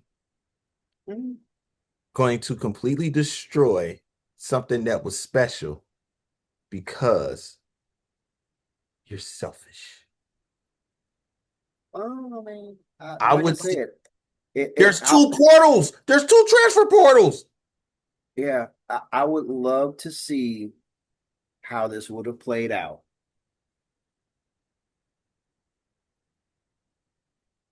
You know what this feels like? What's up? Any given Sunday. I'm still never seen that movie. I Wow. haven't seen that one. I think I have on VHS tape. I have Remember the Titans. I've still never watched that one. I will Um, I will honestly say I've not watched that all the way through from start to finish in one sitting. But at the end of any given Sunday, they knew that they weren't going to re-sign Jamie Foxx's character. hmm They wanted to stick with the old gun that was in there. hmm The old gun came back off of injury. He got hurt.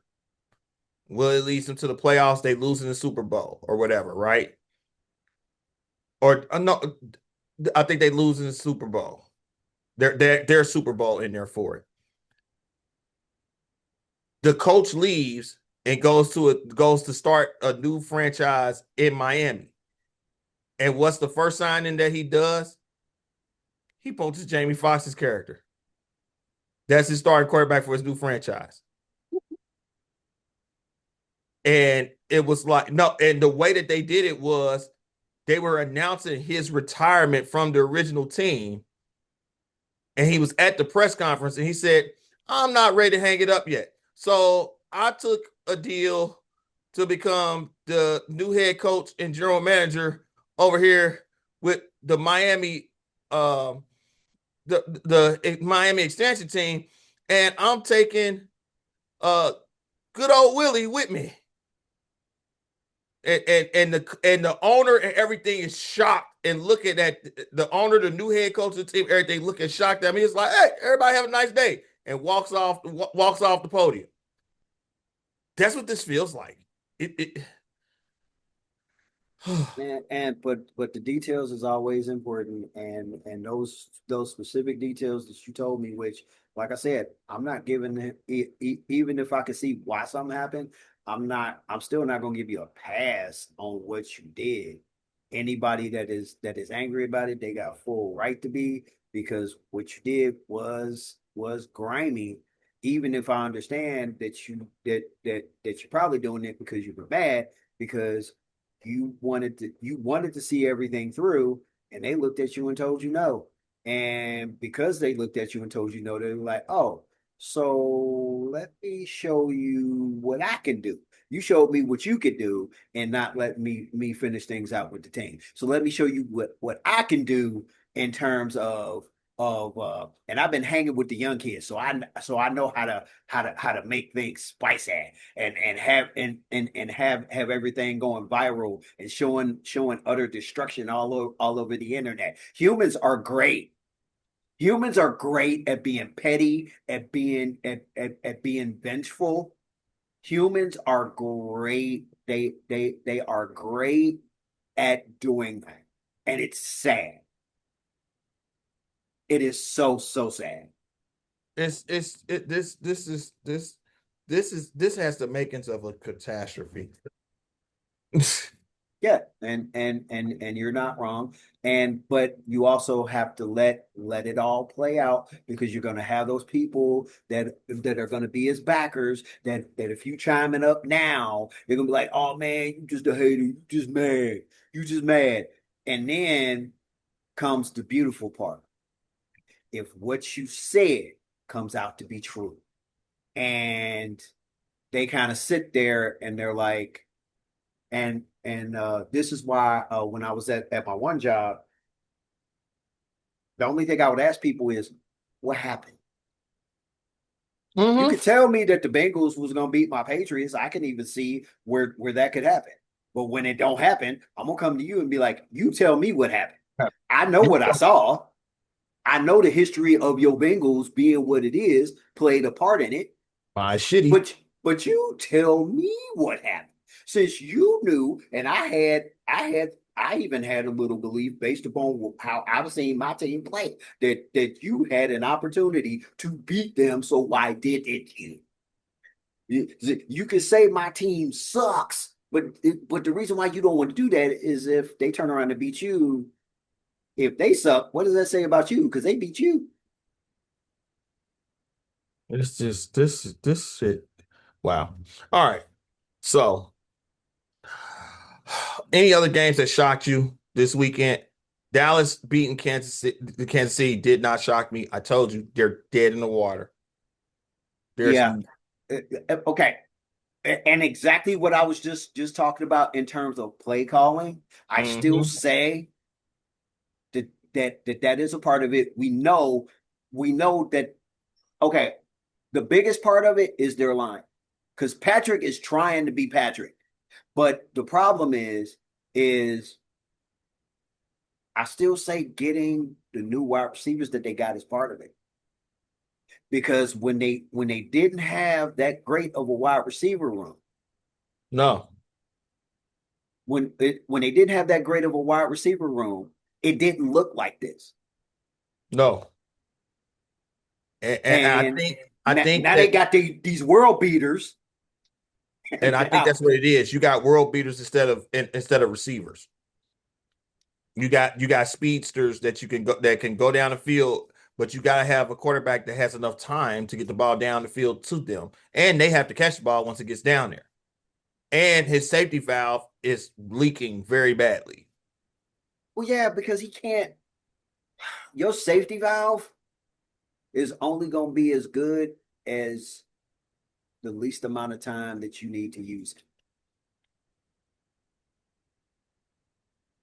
And that's what's so messed up because there were if there were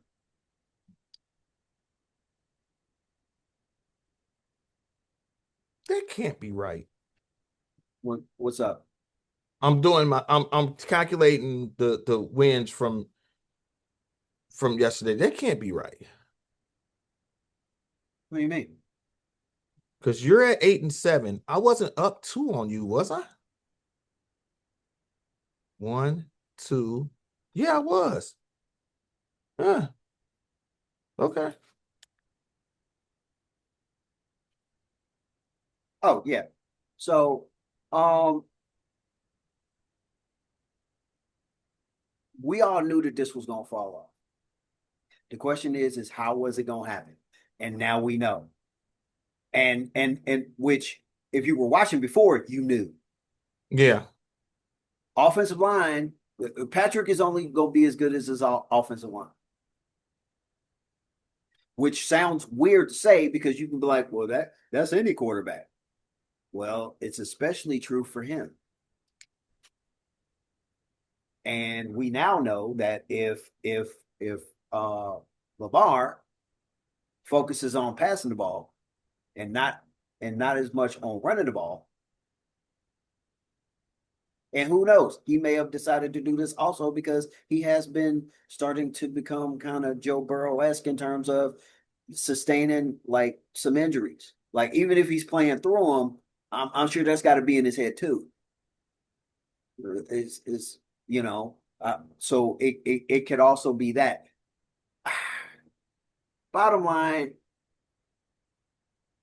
this is kind of good for the league. As bad as it is for my picks, this is good for the league. If you're putting money on games, it's not good for you. And I ain't got nothing to do with that. You make the conscious decision to do it. That's why I stick with free. Yeah. I stick with free. I don't lose much. My pride takes a hit a little bit, but my pride takes a hit every day I wake up. It is what it is. um. Uh, oh, you know, other than Stephen A, I haven't been hearing very many people give Jerry an apology. I think I've heard maybe two people, two maybe three people out of everybody that needed to issue an apology to Jerry. Because at the beginning of the season, what were people saying?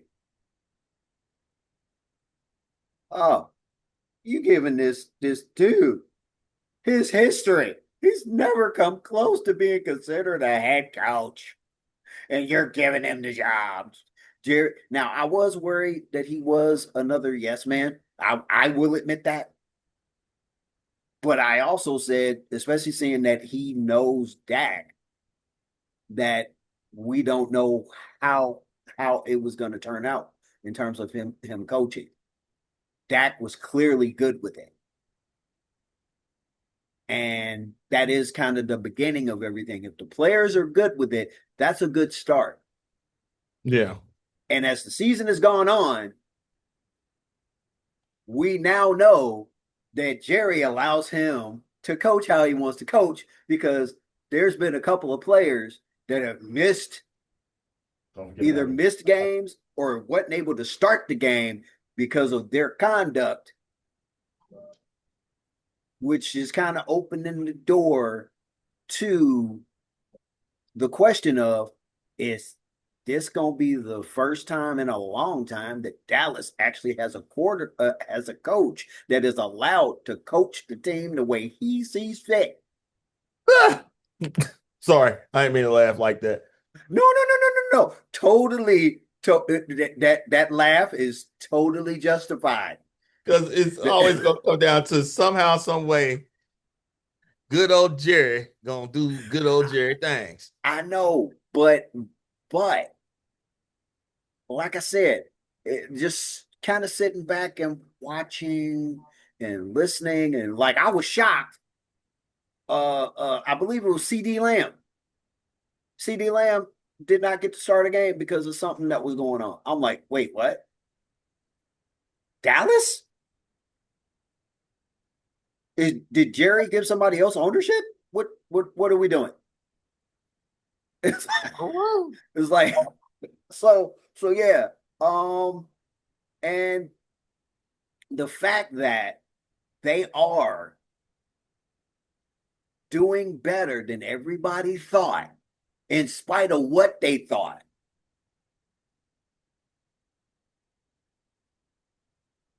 I thought that there was a possibility. The likelihood just wasn't very high on my end, mainly because of Jerry. right. But I did want to see where he was gonna take it, especially when they were giving some background on him, and um and it was a sweet moment. He found out he got the job, and he told his mom, he's like, "Mom, I'm gonna finally get Dad a Super Bowl ring." And I'm like, wow. And kind of made me want to pull for him. Like, you know what? Yeah, yeah, it I'm did. behind you, dude. That is so because I'm about family, especially my family being what it is. I'm about, I try to be about family as much as possible. It always takes two to tango. But you can't make nobody do nothing. But me personally, I'm always about family. Christ. You Want keep them to not only be successful, but definitely care about. Them. right. So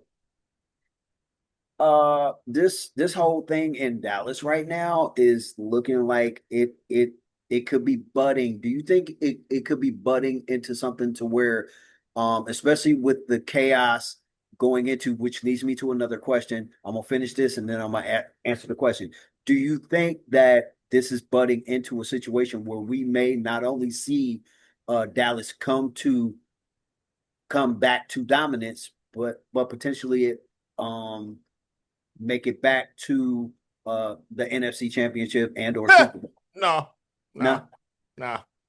Dallas, do you want to know what this reminds me of? what This does it reminds remind? me of the Dallas team from a couple of years back that looked Okay. like they was on that pace and was going to be a juggernaut. And then Green Bay came in there and just waxed them poetically. No. Same. And this is the reason why I say that. They had receivers Okay. and they running game was there, but it wasn't there all the time. Right. And but they defense was causing havoc because I think that was what's we call it oh he just came off of the brother um Diggs.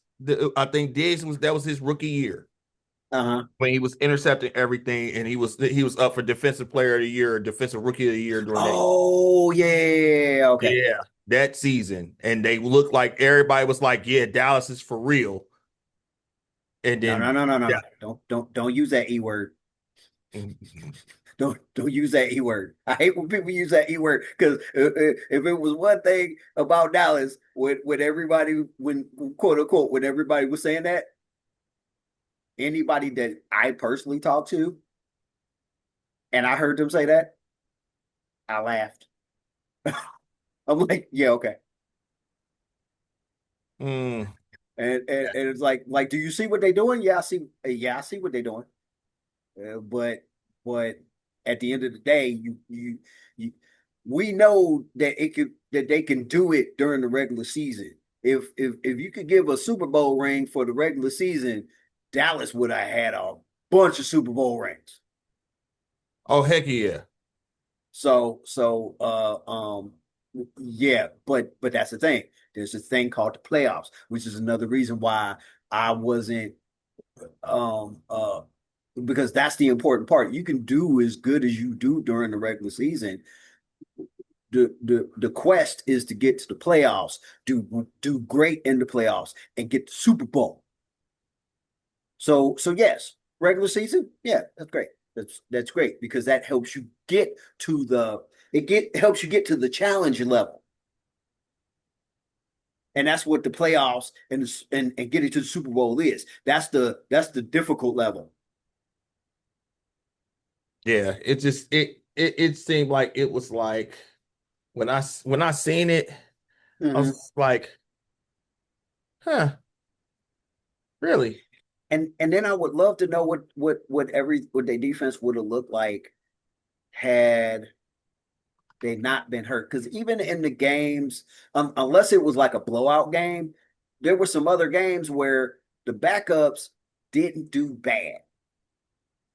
Obviously, I don't count the blowout games because the blowout games they just simply got so far outmatched. That's why it was what it was. But but the games where they were closer, which they had more of those than people are willing to give them credit for, and that's that to me is also what led up to uh that tie with Green Bay, which turned the tide on your boy and Mr. Jerry Jones and Mr. Schottenheimer, and you had to actually admit, well, maybe Mhm. Jerry wasn't completely Completely wrong. wrong. Yeah. Now obviously, we now know that Parsons plays better when he is on a team where he is not the only problem consistently creating havoc on defense. Yeah. Yes, he is. So now we know what he needed, and unfortunately for Jerry, because of injuries, um, because all that talk about non-Pro bowlers, the thing that people tend to forget is a lot of them dudes spent a lot of time injured. And I think that was another thing that, like Jerry, like I'm tired of paying for these injury prone guys that's not getting me to where I expect them to get me to, and that's why I paid them. Like I said, you have to go to the business side, and now he's looking out, coming out like roses, not only from their worth, but now the way the season is turning out, because the Bengals ain't the only ones that's looking like that. If they keep playing hard and they keep winning games, there's a chance where they might even be able to potentially um cause an issue and be in the mess around and get into the playoffs. And as we know, the teams with the running records ain't necessarily always the teams that end up getting to the Super Bowl and or winning. So um um That's, mm. yeah, Steelers, the fire Tomlin chance. I said last year, and I know you remember this. I thought that from before the season even started, I thought they should have got rid of the offensive coordinator. Oh yeah. And Arthur needed to go anyway.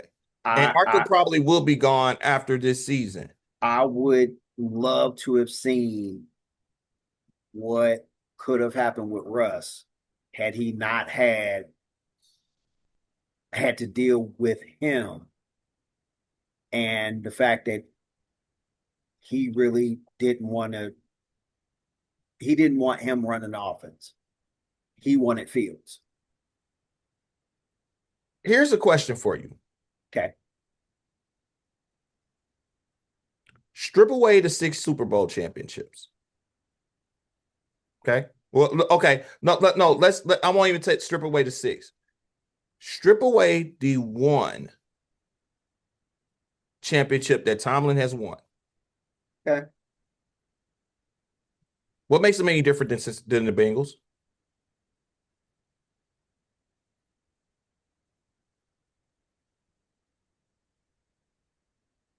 And I say that because Pittsburgh Steelers fans hold their hats on the mystique of the Steelers. They rest their laurels on the 5 championships that Noel and Cower won before Tomlin added his. But Beyond that, beyond that one, and Tomlin's been their head coach for almost 20 years now. Uh-huh.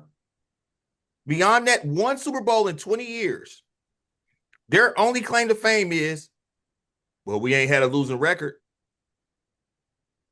That would be the difference That would be the difference. That would be a between them difference. them and the But Bengals. what's the one thing that you've always heard me say? How long are you okay with just being above level or Yeah, above the Mendoza line? yeah. And you tend to fall into that. That's why I'm not a firm believer um in situations of like I always said for years, people immediately off the top of my head, as talented as he was, I thought the Bengals should have jumped off of Chris Henry. I thought they should have jumped off of Perfect. Well, Henry had turned his life around. But he had started to turn it. Perfect, I was astonished. Perfect to me cost us more than he helped us. Would Right, I have and taken would that's I have why taken I his right now? Would I have taken that type of fire on this defense? Yes. But without the antics. And you couldn't separate the two. right. And that's what And that's what I used to try to explain to Bengals fans of like with him, you can't separate the two. And he needs to be less him and the example that I would always give that would make people kind of see where I was coming from and I'm gonna just see if you're kind gonna of say the same name as I am. just try to concede. I always brought up Ray Lewis. You know who I thought of? I Oh, always brought up James Harrison.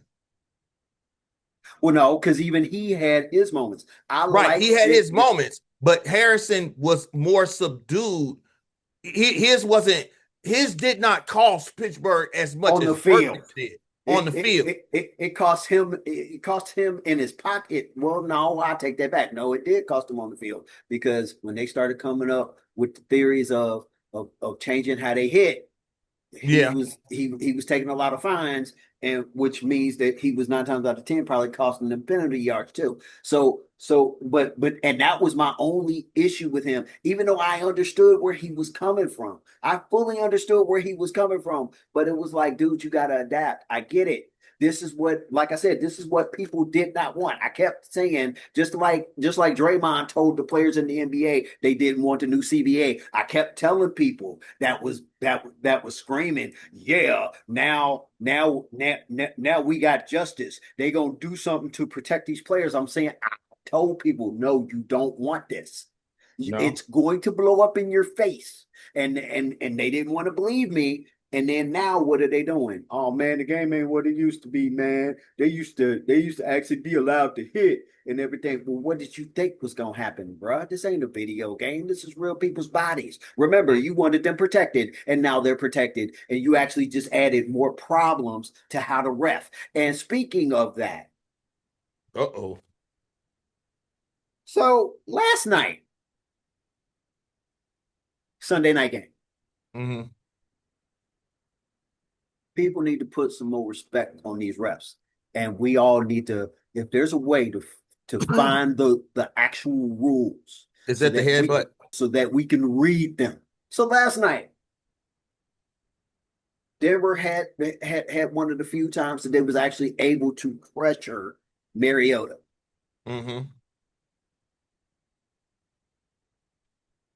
They call intentional grounding. All of a sudden, the guy in New York goes, "No, that wasn't intentional grounding." While he did not get out the pocket, where he threw the ball was outside of the quarterback line pocket. So that shouldn't have been intentional grounding. What?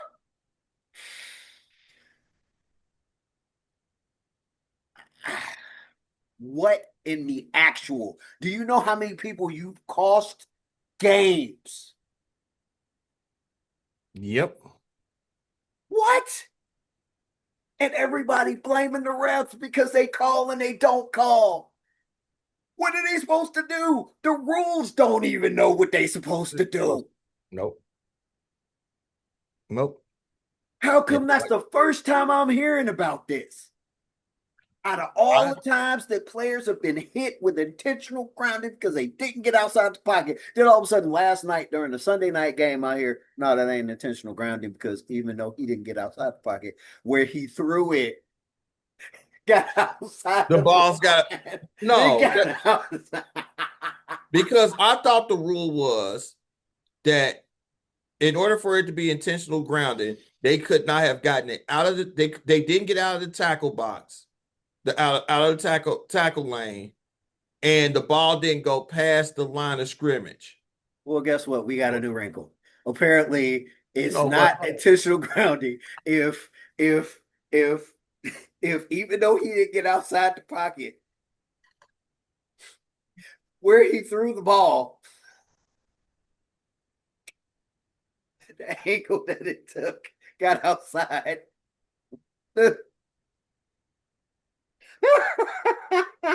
I'm looking this stuff up because this is okay.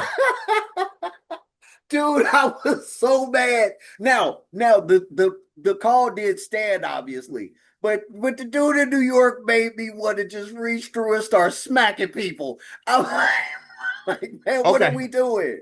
And I just pulled it up. Here's the official Okay. rule for intentional grounding. Okay. Section 2, intentional grounding. Article 1, definition. It is a foul for intentional grounding if a passer facing an imminent loss of yardage because of pressure from the defense throws a forward pass that is not in the direction and vicinity of an original eligible offensive receiver. The pass does not have to be incomplete for intentional grounding to apply. That's a new wrinkle. Yeah. Item 1, passer or ball outside tackle position. Intentional grounding will not be called when a passer who is outside or has been outside the pocket area throws a forward pass that lands at or beyond the line of scrimmage extended, including when the ball lands out of bounds over the sideline or end line. Even if no offensive players have a realistic chance to catch the ball, if a loose ball leaves the pocket area, this area no longer exists. If the ball is recovered, all intentional grounding rules apply as if the passer is outside the pocket area. A passer is out of the pocket area if any of his body or the ball is outside the pocket area. So if he reached out the ball past the tackle area and then threw it towards the line without his body being outside the tackle area, it's still it doesn't count as intentional grounding. Now what ref is gonna remember that during the game? They supposed to memorize and know all of these. Bro. Physical contact. Intentional grounding should not be called if the passer initiates his throwing motion towards an eligible receiver and then is significantly affected by physical contact from a defensive player that causes the pass to land in an area that is not in the direction and vicinity of an eligible receiver, or the passer is What? out of, yes. So basically, if you're in a forward No, I motion, know what it means, but do you know how many teams have been cost? Oh my God. or the passer is out of the pocket area and his passing motion is significantly affected by physical contact from a defensive player that causes the ball to land short of the line of scrimmage. What? Uh, uh, uh. Okay. Me and you go talk outside of here because I got a new thing I want to do. Okay. Yeah. I got a new thing. It's not only going to educate me, but it's going to educate everybody. Try to anyway. Yes, this must be a thing. Where did you look that up? I searched it on there and it came up on under operations.nfl.com. Operations.nfl.com. Okay. All right. We gonna have to come up The rules. Oh, with the rules. yeah. We're gonna figure out a format in which to do it. But yeah, that must be a thing for matter of fact for all the sports. But if you want to only be a part of like the NFL one, okay, fine. But I actually, so I can educate myself on the other games that I want to be a part of this. I'm gonna, yeah, we got to start reading some rules. Uh, Jesus Christ, just off of what you read, there have been so many teams that have lost games Yep. because that was not addressed. Whether actually sometimes it was addressed and sometimes it wasn't, and we didn't know why. Because there have been some games where people thought that somebody should have been called for intentional grounding. Now we know why they weren't. Those refs must have read all the rules and been like, "Nah, that's no, that's not intentional grounding." And then the fans mad, especially if their team ended up losing. Like, you should have called that intentional grounding. Yeah, well, had you read the rules, you would have known why he didn't. It's like, Jesus Christ. but but then according to what you said, like, how is the ref supposed to know when he is and ain't supposed to call it, especially when he got fans breathing down his neck about calling so many calls, costing the team. Never mind that the player actually committed the foul. Just never mind that. That's not important. Players are players are going to make those mistakes. You just make sure you don't call them and cost my team. God, I love it. I love it. The It chaos, never fails. the It the never the freaking fails. chaos that it is. Okay, so did you let's see. Let me look at some scores. Let's see here. We talked about the chance. How did you feel about because another article I pulled up. No, I think we talked about this last week, didn't we? Didn't we talk about um what happened with Chip, him being Yeah, fired? We talked yeah, about that last week. Yeah, yeah. yeah, yeah, The yeah. idiot. All right, all right, all right. Yeah, And let's get it that off got the worse record. because they said that he was getting play calls confused and was sitting there in confused play calls. Yeah, that was what led to the firing. Some of those parts of the game when you saw Gino looking like he was confused on the sideline, I mean on the field when he was getting the play calls in, because Chip couldn't remember what the play calls or he was getting the play calls mixed up.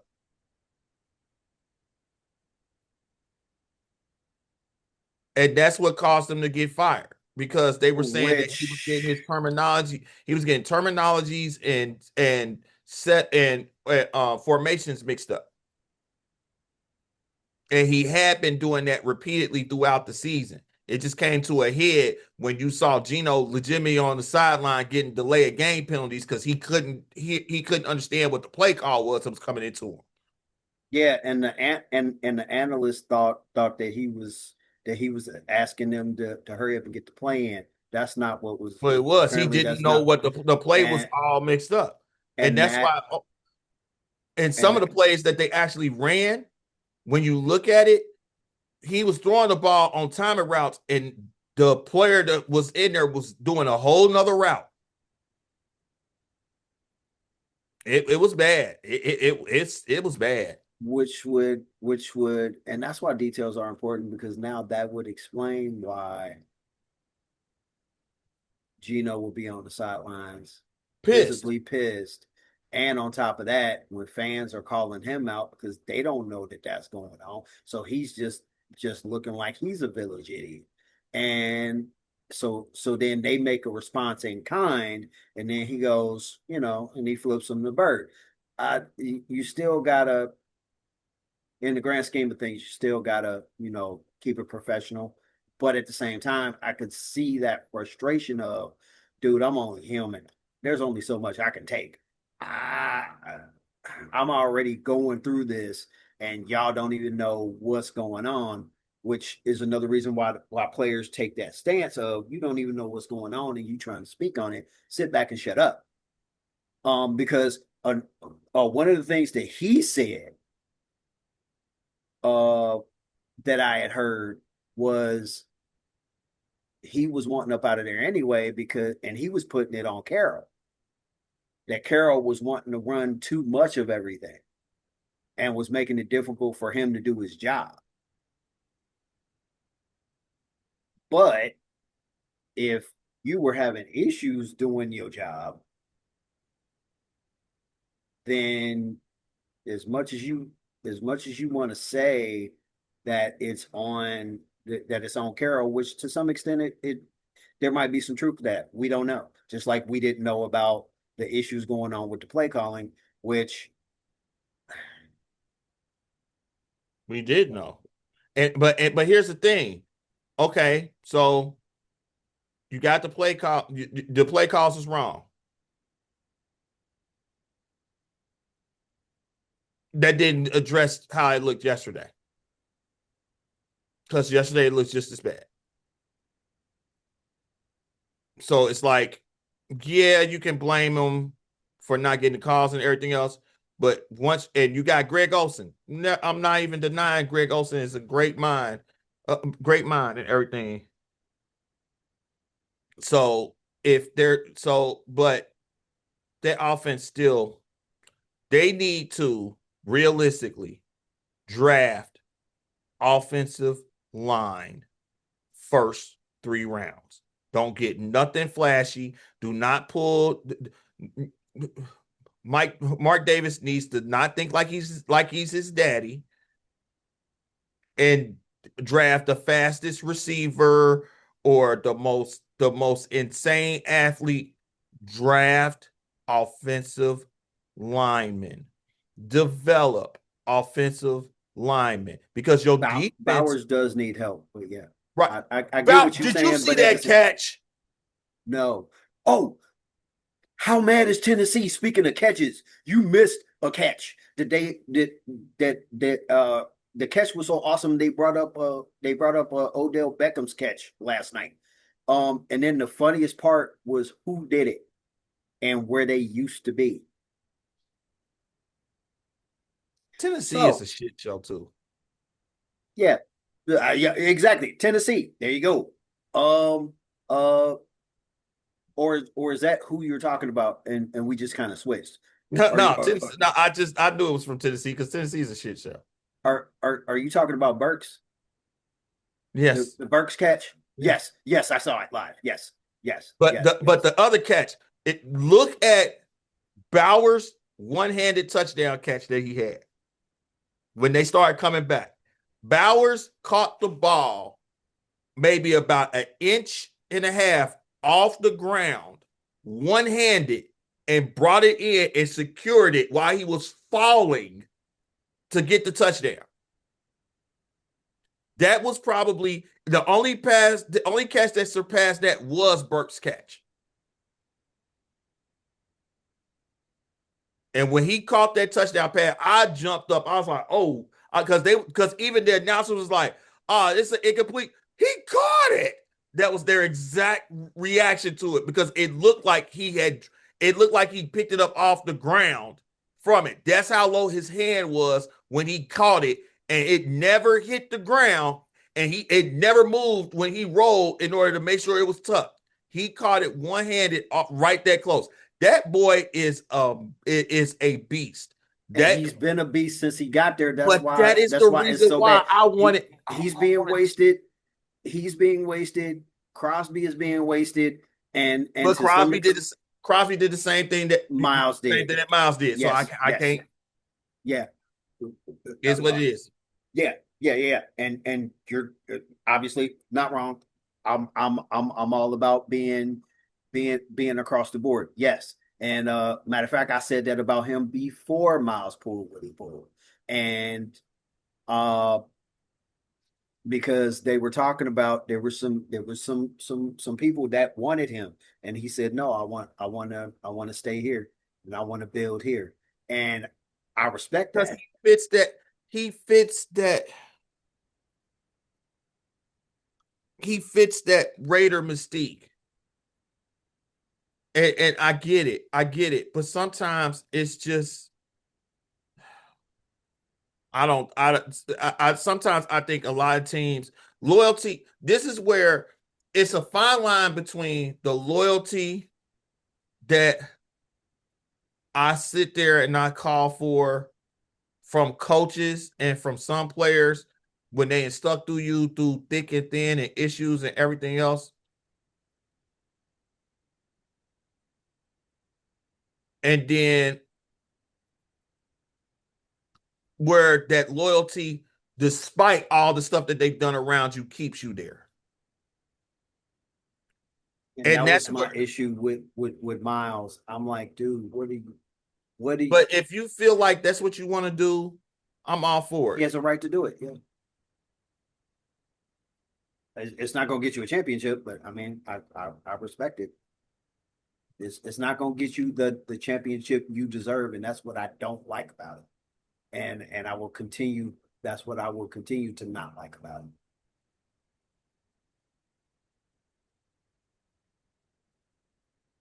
Hold on.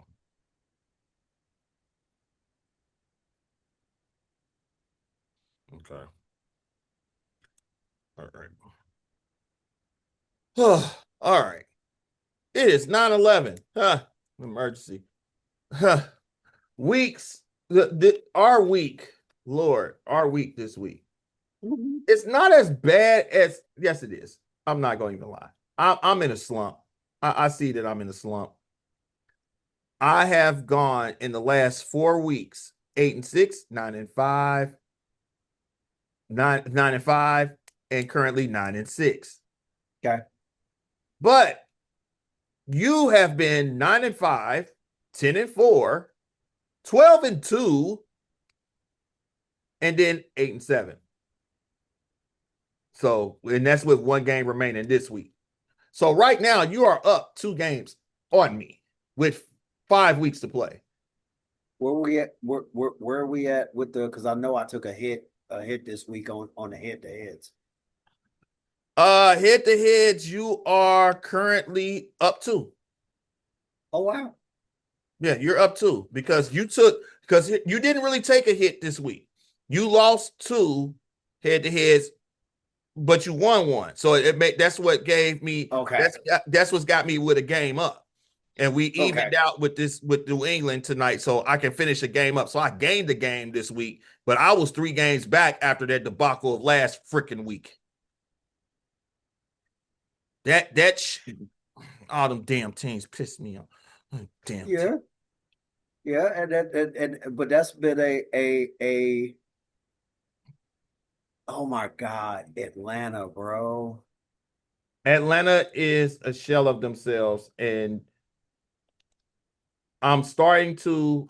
I had to kind of eat crow when it came to that because I'm starting to see why the Bengals didn't try to get Kirk Cousins. Because again, Atlanta's biggest problem is that you know what you should do. I don't know why Atlanta is not a run Bijan, bring Algiers in, play action pass off of them trying to stop the run. Oh, by the way, I can play action pass. He can come out of the backfield and catch the ball. Both of them can, and let it ride. There's quite a few teams that should be doing that. Oh, I know, but there's also teams that, but there's also teams to where they don't even have the receiving core like Atlanta has. Now, yes, Drake London was out, but even with that, these past couple of weeks have been disappointing from them. You can't even answer it. It's like, I don't know, if you got 1.5 running backs, you should be run the ball and then let the defense suck in and then go over the top. That should be Detroit. That should be Buffalo. That should be Baltimore. That should be who am I missing? Houston's been showing it. Da, da, da. Indianapolis to a certain extent with their fall off lately. Everybody that's been doing good, that's been exceeding expectations, they realize what they are and they're going after it. They're not trying to sugarcoat it. Chicago knows what they are. They're still learning, but they got a good grasp of what they are. Because for us to sit up here and say at the end of week 13, your number one seed in the NFC is your Chicago Bears. And you know what? As much as I hate to say it,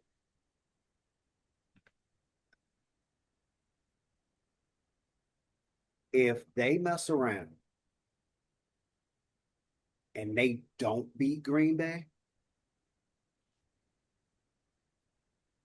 I mean, because they have it right here for the opportunity. And Green Bay is completely and utterly beatable. I am sorry. I know that they got Micah. I know that they got No, that no, defense. you're exactly right. They are completely beatable. So if they don't do it, and no, I'm not gonna lay this all at the head. If I say Ben Johnson, he won't be the only person I say. I am going to put I alone will definitely, yes, put it on Caleb. Mm-hmm. I can't knock it. It's they have an opportunity right now to to do this and get this done. If they do not get it done, yeah, he's gonna be a part of it because that is what is supposed to happen. Everybody, the head coach and the quarterback of the team get it. If everybody else can get it, whether they were a rookie or not, why can't he? It's just wow. Okay, so here's the crazy part when it's looking at this before we go into our picks. Okay, I'm looking at the AFC and NFC playoff picture right now. gotcha. Your number one seeds right now are the Broncos Uh-huh. and the Bears. Yeah. Not Indiana. New England and the Rams are your two seeds. Jacksonville and the Eagles are your three seeds. The Ravens and the Bucks are your fours. Because that's all your current number one teams in the conference. Then you start getting interested. 5 is the Chargers and the Seahawks. 6 is the Colts, who fell from being the third seed with that loss to the 6th seed, and the Packers. And then your 7 seeds are the Bills and the 49ers. Out of all those 14 teams, who do you think has the least chance of making the playoffs?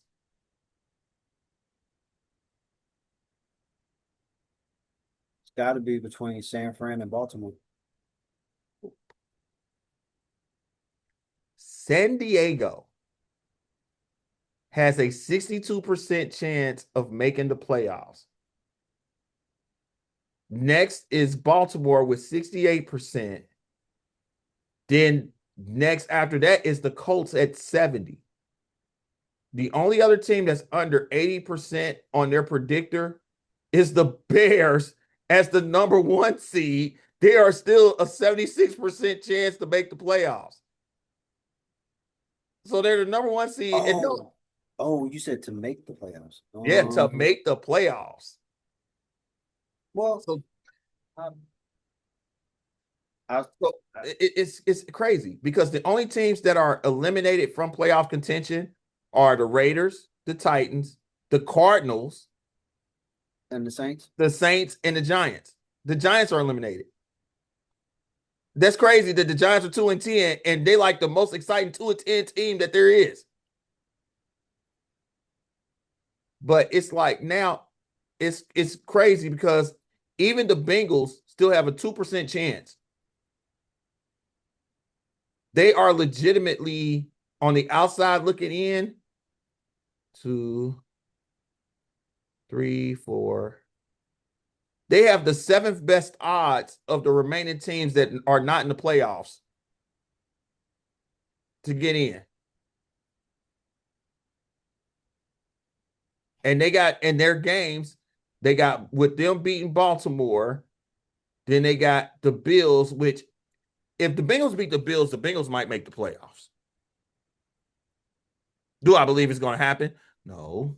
No reason why. If they can beat the If they Bills, play like they did which against Baltimore again in the Bill Buffalo, the Bills are in trouble. right. But If if they don't, even with that loss, looking at the rest of those teams, it's not looking good. It's like what the heck? Even with that loss, Baltimore plays Pittsburgh, so that's going to be a canceled game, pretty much. Then the Bengals play the Baltimore with Baltimore coming here, and Pittsburgh has Miami, which Miami's defense been playing okay. Then the week after that, you got hold on, pull it out. What's she say? What we got here?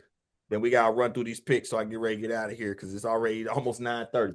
Yeah, no, right. Shoot, where'd it go? All right. Week 16, you got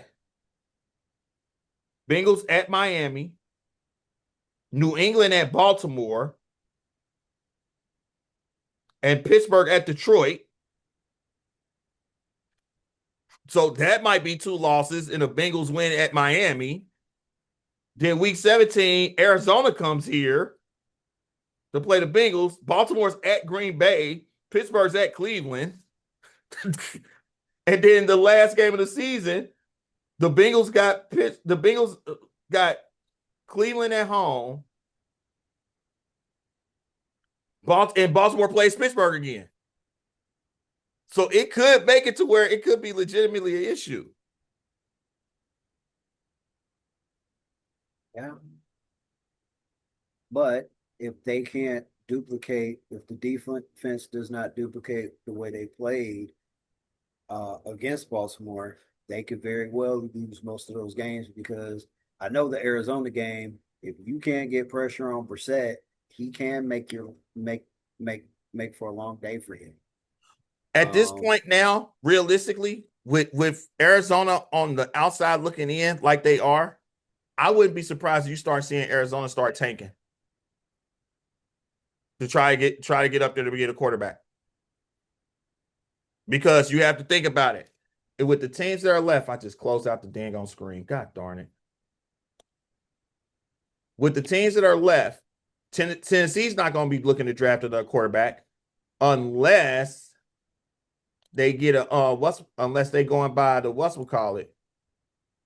Where'd it go? Damn it. It just lost it all. Frickin'. NFL.com.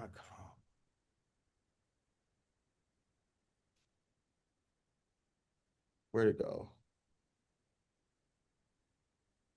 Come on. Teams. No, not podcast. Load. Why are you so slow?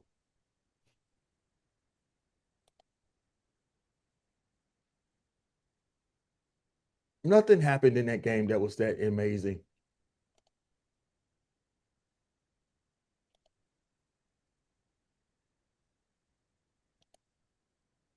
Why is it tracking?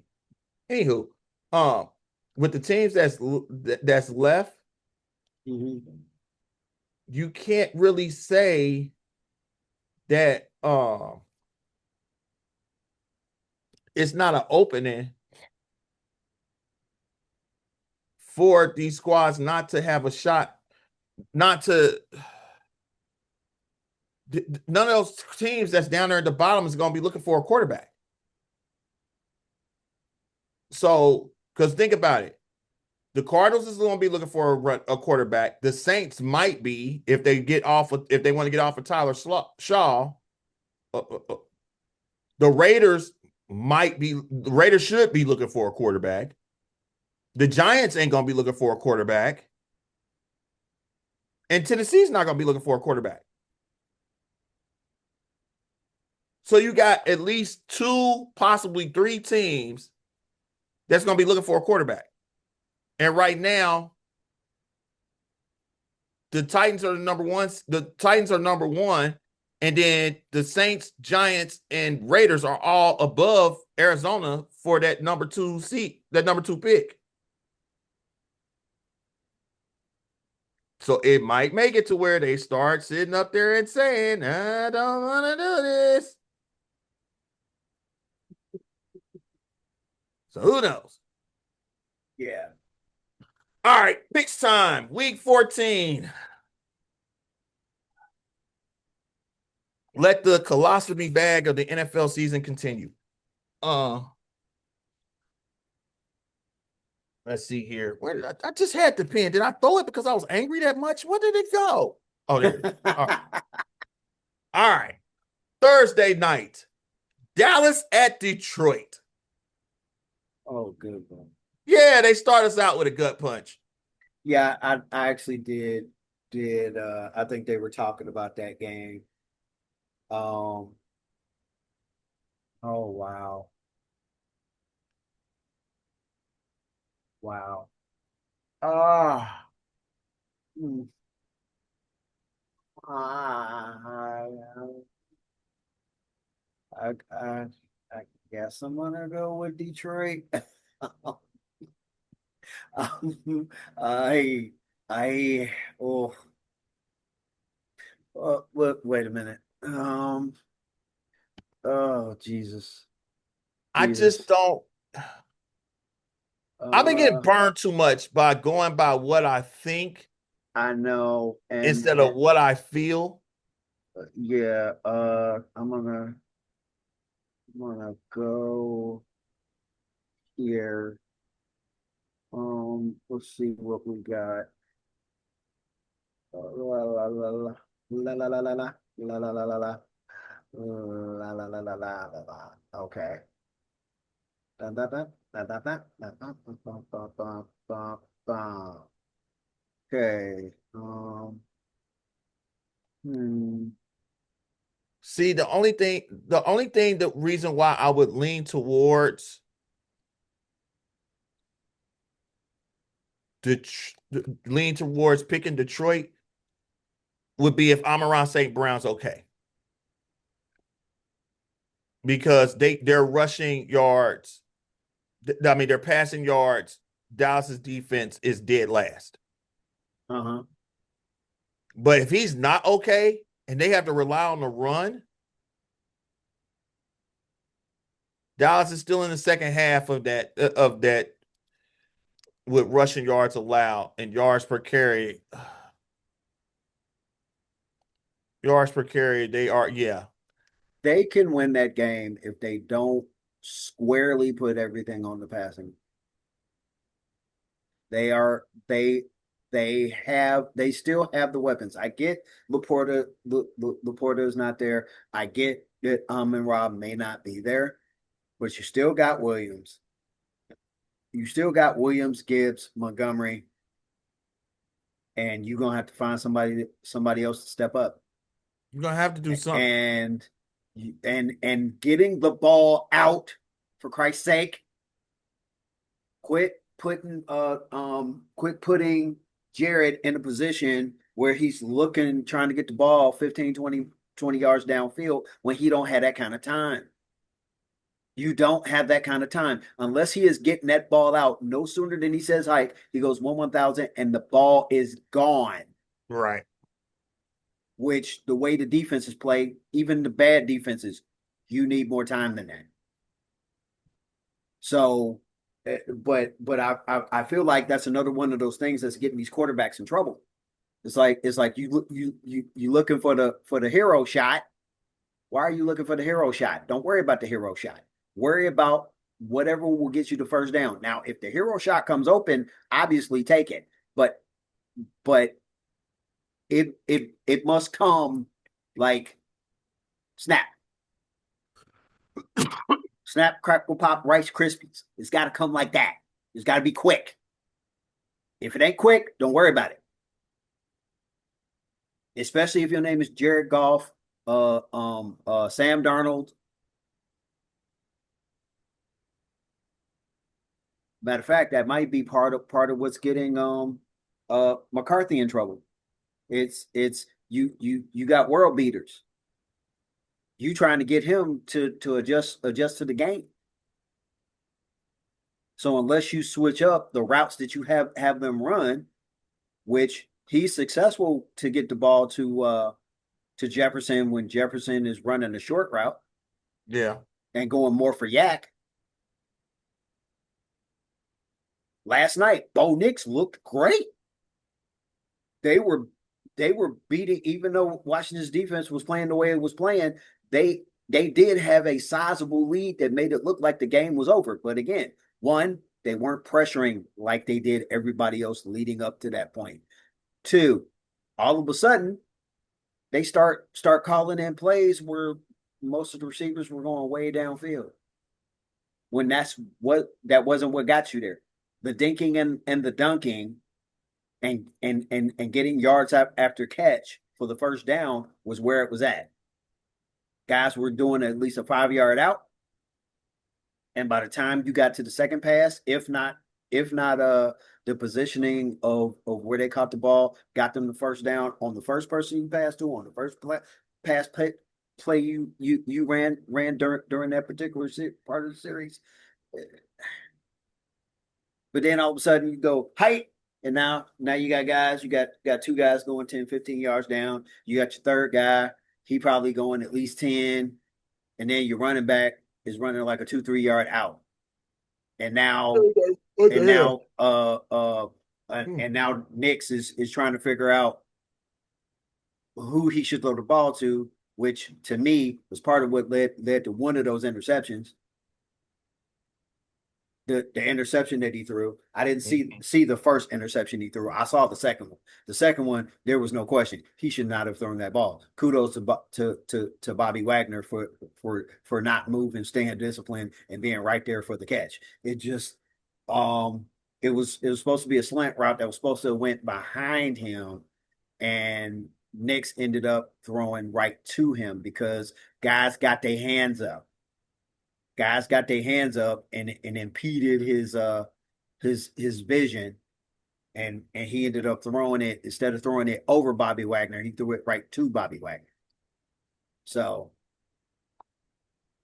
at the end of the day, he looks good throwing the ball squarely. He's gonna have to fix that if he's gonna take Denver where they want to go. Yeah, he's gonna have to get over that period in order to make that work. So because he did make some great passes being squirrely at the beginning of the game, um, uh, until things got real, and then their pass plays got switched up to where they weren't giving him the things. Why do you pivot away from stuff that's working? That remind me of the Jaguars when they played my Patriots, and the Patriots ended up in that Atlanta Super Bowl because everything that the Jags did in the first half to basically be dominating the Patriots, they all of a sudden decided, like, yeah, that even though that was working, we need to make some adjustments. No, you don't. You don't make adjustments to what's working. You keep doing it until they stop it. Now, once they stop it about 2 or 3 times, then you go, okay, now maybe we should throw something else in. But if they don't stop it, then to them be damned. Had them pissed off like TJ Watt was. Like they kept running the same play. We got to stop Over it. and over and over Like again. like the people that was getting mad about the tush push until the camera started really focusing and going, oh, y'all, oh, okay. Which newsflash, the refs stopped the tush push before anybody else did. The cameras and the NFL stopped it before any team actually stopped it on the field. Let's just get that out the way because people have been posting. Bears fans have been posting that the Bears stopped the tush push. No, you didn't stop the tush push. The The referees did. because the moment I still say that the moment that they started pointing out that He the started guys jumping were off jumping, sides. the guys was jumping off sides. If you noticed, Philly immediately started doing it less and less Yep. Yeah. because they kept getting hit with it because guys was jumping off and they kept getting penalized. They was like, you know what, it's time to pivot. So so now the way it's looking, you may not even need there to be a vote next year, which means Nah. that you could focus on something else. Exactly. All right. So who you going with? You said Dallas or Detroit? Yeah, I gotta because of the level of weapons that they have. Um, I know their defense has turned incredibly inconsistent. Um, but I still got to give Detroit an edge. If I'm wrong, I'm wrong. But it's cool. It works better. It works better for Jerry. It's not that I don't believe that Dallas has might be turning the page because I do unfortunately believe that they are turning the page. That is not going to be good for anybody because this could be just the beginning of something big. So I'm definitely looking forward to seeing what that turns into. But yeah, Detroit. Okay. All right. I took Detroit as well. All right. First game on Sunday. Seattle at Atlanta. I'm I'm gonna say Seattle. I can't trust Atlanta right now. Tennessee at Cleveland. I'm gonna go Cleveland again. Yeah, because I don't trust Tennessee. Chicago at Green Bay. Hmm, hmm, hmm, hmm, hmm. I think I think I think it might be time to move Jacobs to a backup role. Because Wilson is definitely showing that he can run the rock. Um, and they need a run game to help Love and not put things on Love. He's another one of those quarterbacks that you can't put it. Now you know better than that. Um, so I'm gonna go Green Bay.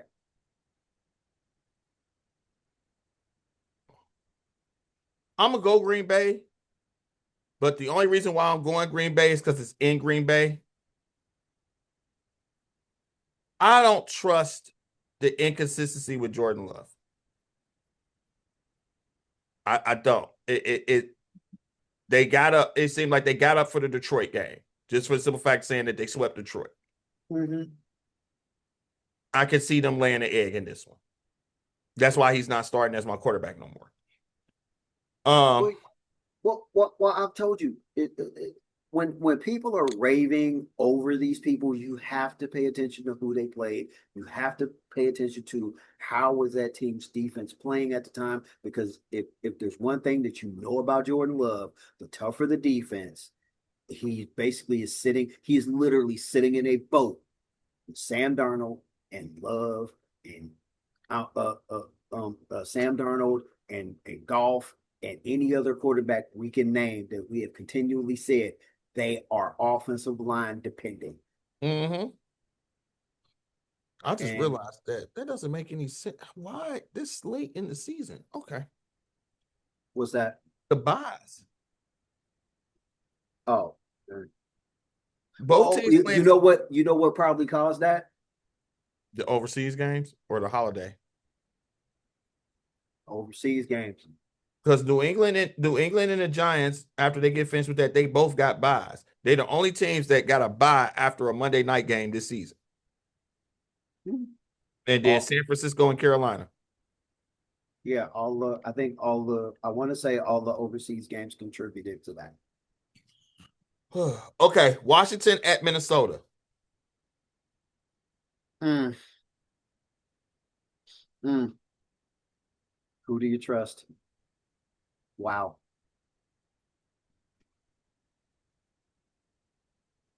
Wow.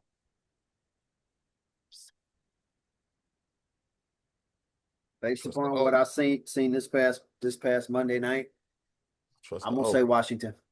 Yeah, I trust the O. I got I gotta I gotta trust the O. I gotta trust Mariota, especially in that one. If now the thing that pisses me off about that is I know what the coach in terms of calling blitzes is capable of, which could make Mariota, which God, that game annoys me.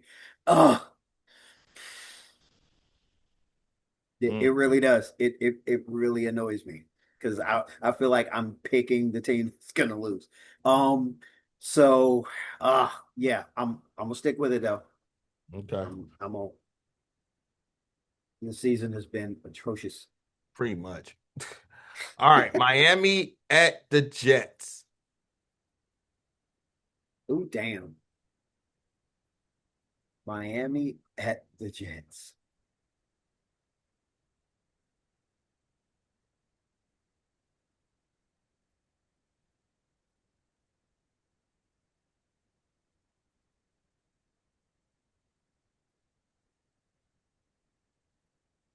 Miami.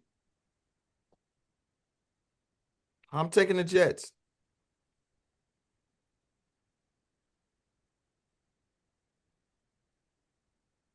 Yeah. The defense is gonna win that game. Mm-hmm. All right, New Orleans at Tampa Bay. Tampa. Yeah, I'm going there. All right, Indianapolis at Jacksonville. Hmm.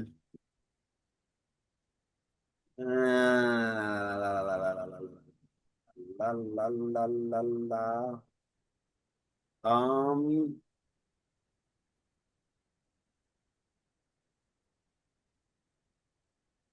can't believe I'm gonna say this, but we'll go with the Jags. I'm going with Indianapolis. Why? Because I need to make up some games. Uh, oh, now this crap baskets. Pittsburgh at Baltimore.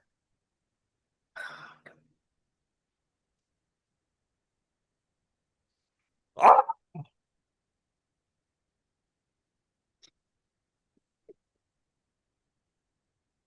La la la la la la la. Pittsburgh at Baltimore. Well, ooh, wow. Talk about your crapshoot. So they're both 2-1 in the division.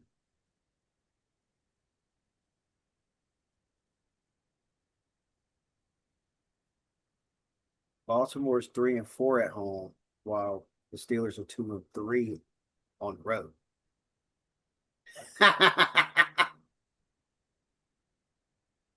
The only thing that the Steelers have over them is that they're 5-3 in the conference. yeah. Oh my God.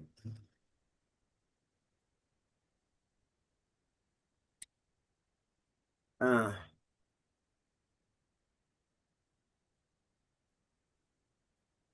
I'm on this Baltimore. Oh God. Good Lord. Every time I look down at the game, the score has gone higher. They better not let up. I know that. Um, talking about Where is this place? what happened. My uh, I just had a fat attack sent to me. Um, there's a place called Fry Haven, and they have Philly cheesesteak Doritos. Hmm. Like they covered the Doritos with Philly cheesesteak, like it's a walking taco. Wow. Yeah, That sounds like that could clog some arteries pretty good. and I will just work it off because that right there, whoa boy, I'm gonna find this place. All right, yeah. So who are you taking? Because I don't want to say who I'm taking. I want to cry. Say again. I said, who are you taking? Because I want to cry if I have to say this. I don't want to say their name. Uh, uh, you talking about between Baltimore and the Steelers? Yeah. I said Baltimore. My bad. I'm taking the. I'm taking the. Yeah, I'm taking. Oh my God. Yeah, I'm taking them. I can't say it. Taking this. You're taking the Steelers. Come on, man. Come on. Where's your toughness? Supposed to have some chutzpah. Got to be tough. Not when it comes to Pittsburgh. All right, Denver at Vegas. Oh, I missed that. What? A fight broke out because The late hit on Dart. yeah. Yeah, that was a nice hit, though. He kind of went spinning. Yeah. Yeah. Yeah. And they got mad about another hit that they put on him, although he slid late. He slid late on the first one. That's like the second fight that broke out. Jesus Christ. The the first one I actually saw, he slid late. It was like it's like no, you know that you see that dude coming at slide, bro. I get that your progress is stopped. Um, your progress is stopped once you start the slide. I get that, but at the same time, where you were at, they were too close to you coming at you. Just take the damn slide and get up for the He next play. doesn't know that yet. It's killing me. He has to learn this. Yeah, well, and that was part of the reason why his lineman got mad. Like you getting mad at the dude, but Why dude, did he you slid late. dodge? He slid late. It just Now the second one, I didn't see. I only saw the replay. I didn't see from like the top. You know how they usually do, where they show like from the top where you can look down at the outbound Mm-hmm. line and then see where the hit took place. Because there's a lot of times that another thing that happens is in terms of timing, the person hits them right as they're stepping out of bounds. Now that's a slippery slope. Yeah. It's like maybe you should have, and even some analysts have started saying maybe you should get out sooner. It's like you see the guy coming at you, you see where you are, step out sooner. I get that you want the yardage. It's a catch 22. But to protect yourself, you step out sooner, it decisions. So who we got next? Uh, you took Denver, right? Oh crap. Denver versus who? Vegas. Yeah, Denver. All right. So, um, Bengals at Buffalo. Crap. Oh no. Um, I legitimately don't know because I don't know which I don't know who's gonna show up for Buffalo.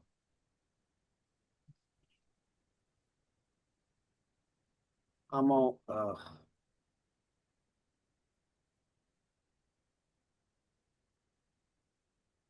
I don't know what Cincinnati defense is gonna show up. Ah, Bills. It's Yep. just that kind of season. I can't do it. It's just that kind of season. It just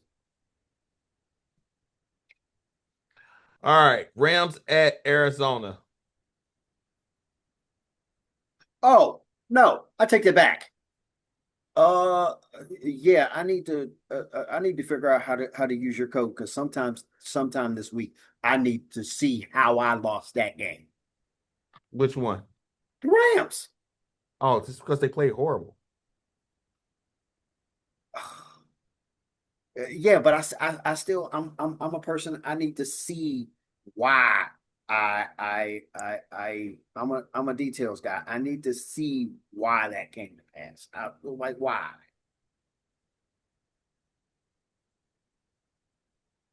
Um,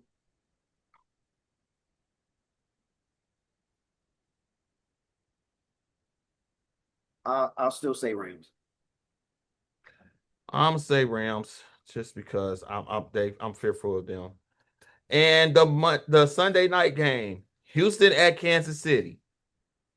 Mm,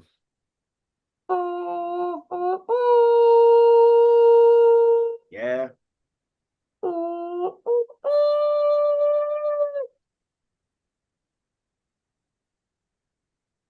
This could be the end of the dynasty. nah. It started in the Super Bowl. Yep, it started in the Super Bowl because it made them get away from stuff that they didn't actually need to get away from. And that's why they say change ain't always good. So, and that's why there's so many teams and people afraid to change because of that, because it's like,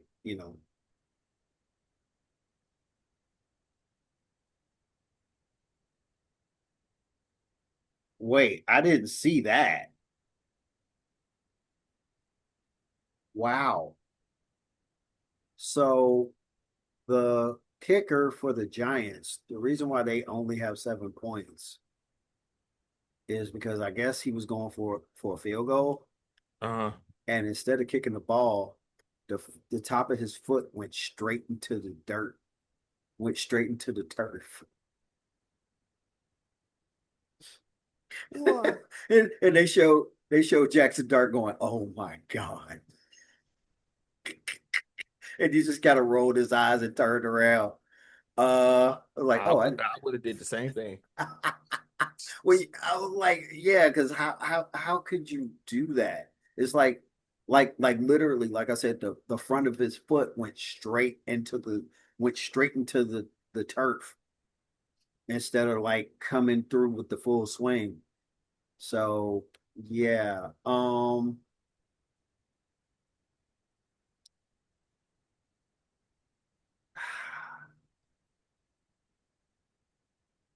I got a feeling this is gonna bite me in the butt.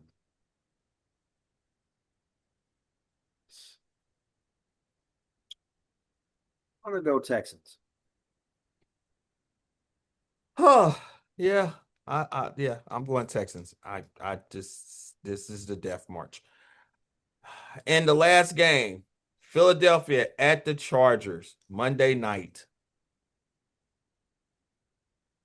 That was another game I laughed at when they showed it.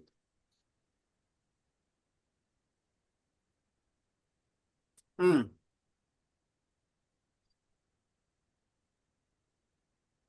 I won't say Philly, but I hmm, Chargers are 5-2 at home. The Eagles are 4-2 on the road. Hmm, okay, definitely an interesting matchup. Go with my head, not with my heart. I'm going with the Chargers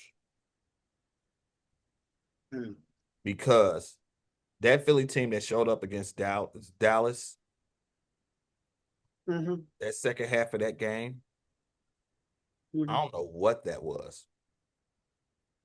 I don't have no clue what that was. Uh, According to something that I saw, uh, this guy might be the first uh offensive coordinator to coach Hurts that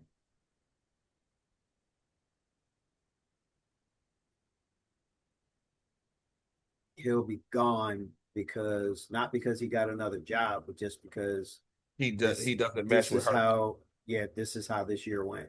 That offense doesn't that offense ain't meshing. And I They will not. They and will I'm not repeat as champions.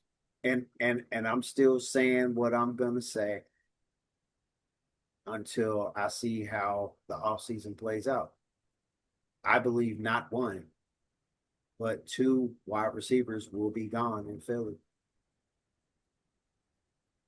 How'd you get in? That's supposed to lock at 9. All right. So, on that note, very dark out there too. Yeah, I know. That's why I was saying that. Because I would never. Okay. Yeah, make sure you do extra thorough security Yeah, I'm check. about to go do my walkthrough in order to shut it down. All right. Well, this has been another great week of sports talk. I'm gonna message you.